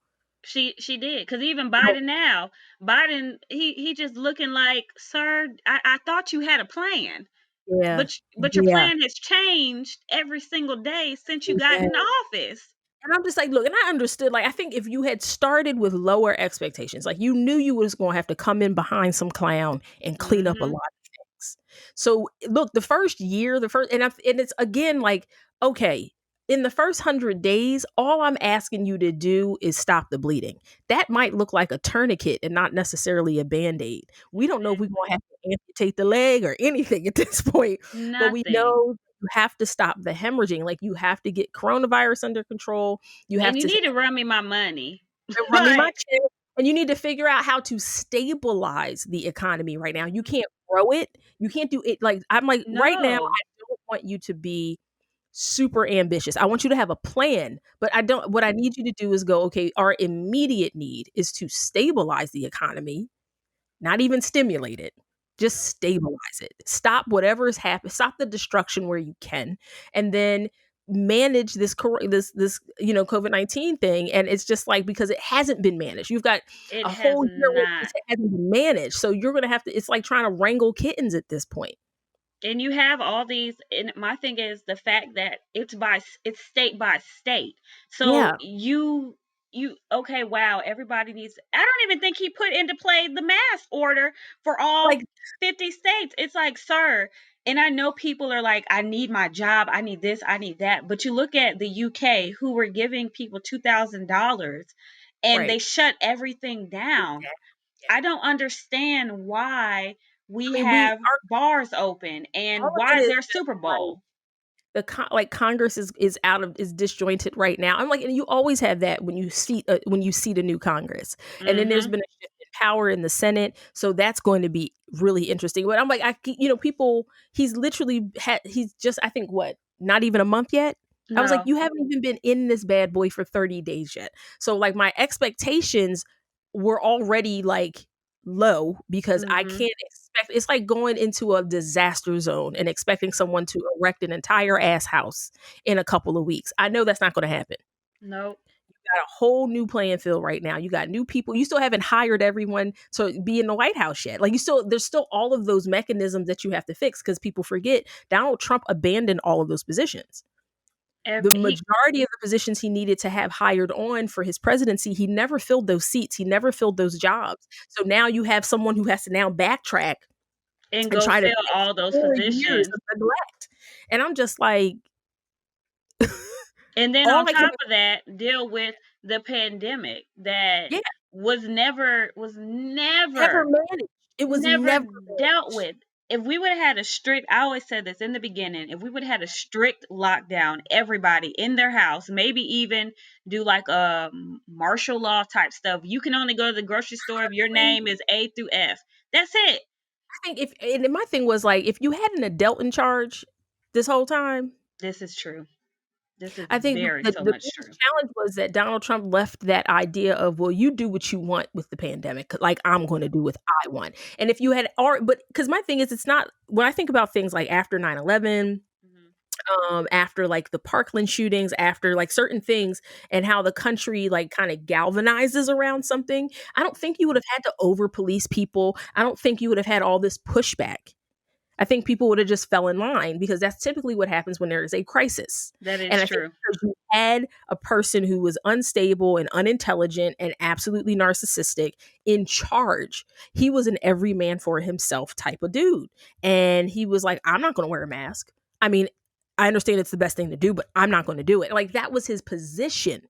So it gives other people permission to carry on in the same way. And I'm just Yeah. like, well, if you had an adult in charge, because if George Bush Jr. had shown up after 9/11 and acted like that, well, I mean, ooh, that's terrible. I guess I'm glad I don't live there. Like if he had had that kind of like indifferent, immature energy where everything was like, well, my presidency wasn't affected by it, so what? Like if he had had that energy around 9/11, people would have followed him with that.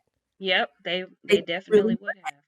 And it's just like, so like people follow the leader here, and even and unfortunately because the systems follow the leader as well.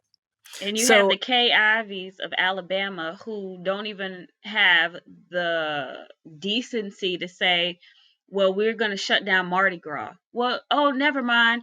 Every state, every city can do whatever they want to do for Mardi Gras.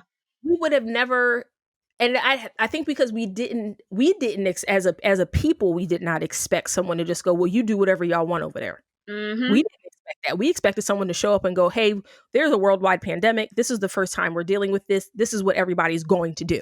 Yep. And this is what I expect states to uphold, is what we've all decided to do. I need you to support the people in your communities and in your states with what we've all decided to do. That's the job of local government at this point, is to go, hey, we've all agreed to behave in this way.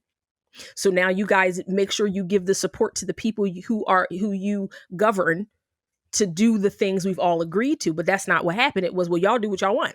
And you have mayors fighting governors, Oh, and it's just like, okay, so bidding on PPE and like it was wild kingdom out here. So is now is you've got is this going someone to like, be open? Is this not going to be open? Why do we have to have this? It's exactly. So now, like, coming in and trying to execute any type of mandate is going to be almost impossible. People are going to literally have to grow the hell up, and they don't. They and don't. they're They not don't going want to do it. to. I don't We have just any expectations of that. we just saw those people out there after the Super Bowl hanging out, and it's just like so. So y'all don't, because like with the vaccine going out, numbers have started to improve, but Mhm. not enough To for the y'all point to where be you like can running go. out in the streets again. And let's be real with each other.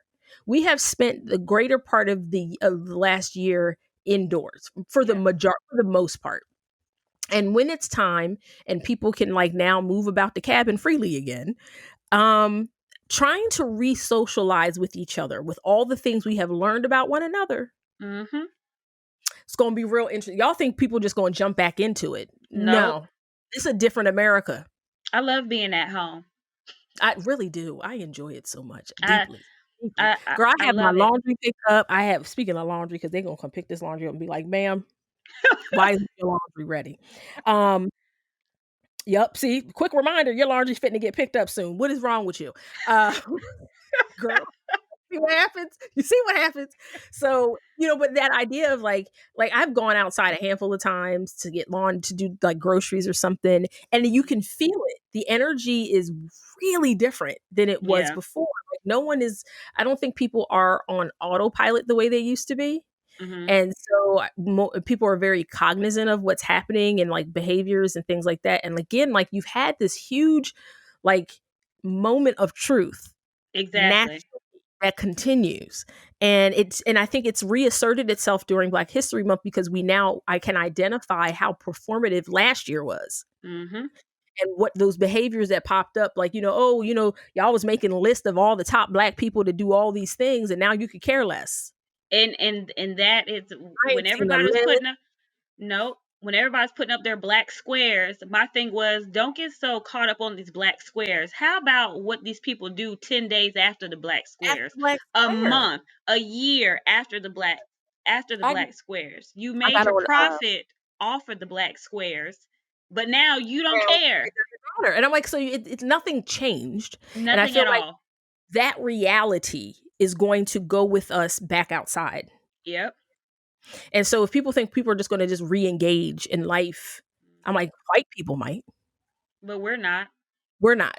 And so it's just going to be a really different energy. And I don't think anyone's really fully prepared for the ramifications. Like there's going to be, I think people forget, as many people that have died, there's going to be a tremendous amount of grief happening. Yep.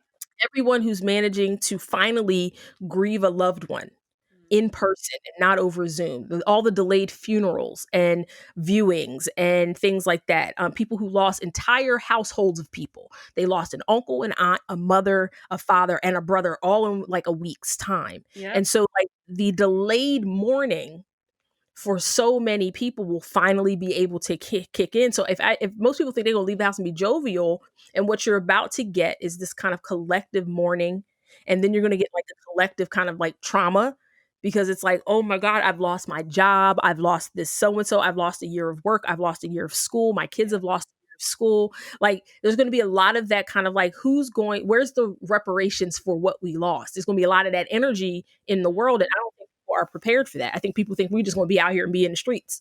No, And and I'm we're like, not. no, that's not going to be a thing. Like social media has changed dramatically. There's a level of Really has. dependence on that wasn't there before because people were out and about taking pictures, but they weren't engaging with each other like intimately in this way before through social media. So like there's just a lot of shifts socially that have happened, and I don't think everyone's really appreciating And I like don't think how it's hit that people. now. I don't think that it's hit them fully. And I don't think it fully will Yeah. until we're able to get back to a normal. But at this point, it's like, what is a normal? What is a normal? I mean, all the folks who are like, because we're seeing the numbers of like businesses that have closed, restaurants that have closed, food Hmm. companies and brands that have shut down. And because we aren't able to see the physical ramification of that, when people finally do get back out here, and they head off to go get on the train or get in the car to drive to their favorite spot and that spot is closed, like the Yep. building shuttered. I think the visual of that will be jarring because you'll see blocks, especially like because I'm in Harlem now, like you'll see blocks in New York City and Philadelphia and DC and all those major like metropolitan areas. You'll Hmm. see whole neighborhoods, whole streets of businesses that are now closed specifically in Black neighborhoods because it didn't survive the pandemic. And just to see that, like it's jarring enough when it's not, when there's no catalyst like a major pandemic. But the fact that it's the volume of it, I don't think Hmm. people are prepared to see like whole neighborhoods and whole blocks being a skeleton of what they used to be. And That's then hard. you That's gonna have be hard. you have those skeletons in those neighborhoods, which for gentrifiers are like, oh, Oh, great. let Because me. real estate's gonna be dirt cheap. Yep. Like people are gonna swoop in if and it like it leaves these Black and brown neighborhoods very vulnerable because Hmm. like you said, like people will, companies and corporations will eyeball all of this dirt cheap real estate and swoop in and drop in things that these neighborhoods don't even need. Like unless you're None. gonna roll up here with a Trader Joe's or some shit, like please don't. I don't need another place where I can go wash my dog. No, I don't I, need any of that because all that means is that where I live is about to become expensive and I won't be able to be here. That's yep. all that signals to me is that you guys are going to come in here and continue to destroy these neighborhoods. And so that's why I'm just like, as much as people want to be outside, I'm just like, there's so many things to consider before everybody gets super hype To go to outside. go outside again. I And just, the different strains of coronavirus that keep coming girl, out, it's like, okay, everybody, we know y'all want to go outside, but there's three please new wait. strains that just came Came out. out. And I'm just like, and then, once you get this particular pandemic under control, the next one is coming. It And if is. you are not prepared for it the way you weren't prepared for this one, like if this one doesn't teach us anything, It teaches us to be prepared, but we also know that nobody is ever prepared. Like, we have a government that isn't prepared for anything ever. They've never been prepared I for just don't. anything, I especially when it comes to black and brown bodies. go ahead and They've stop this. never been. Let me stop this recording.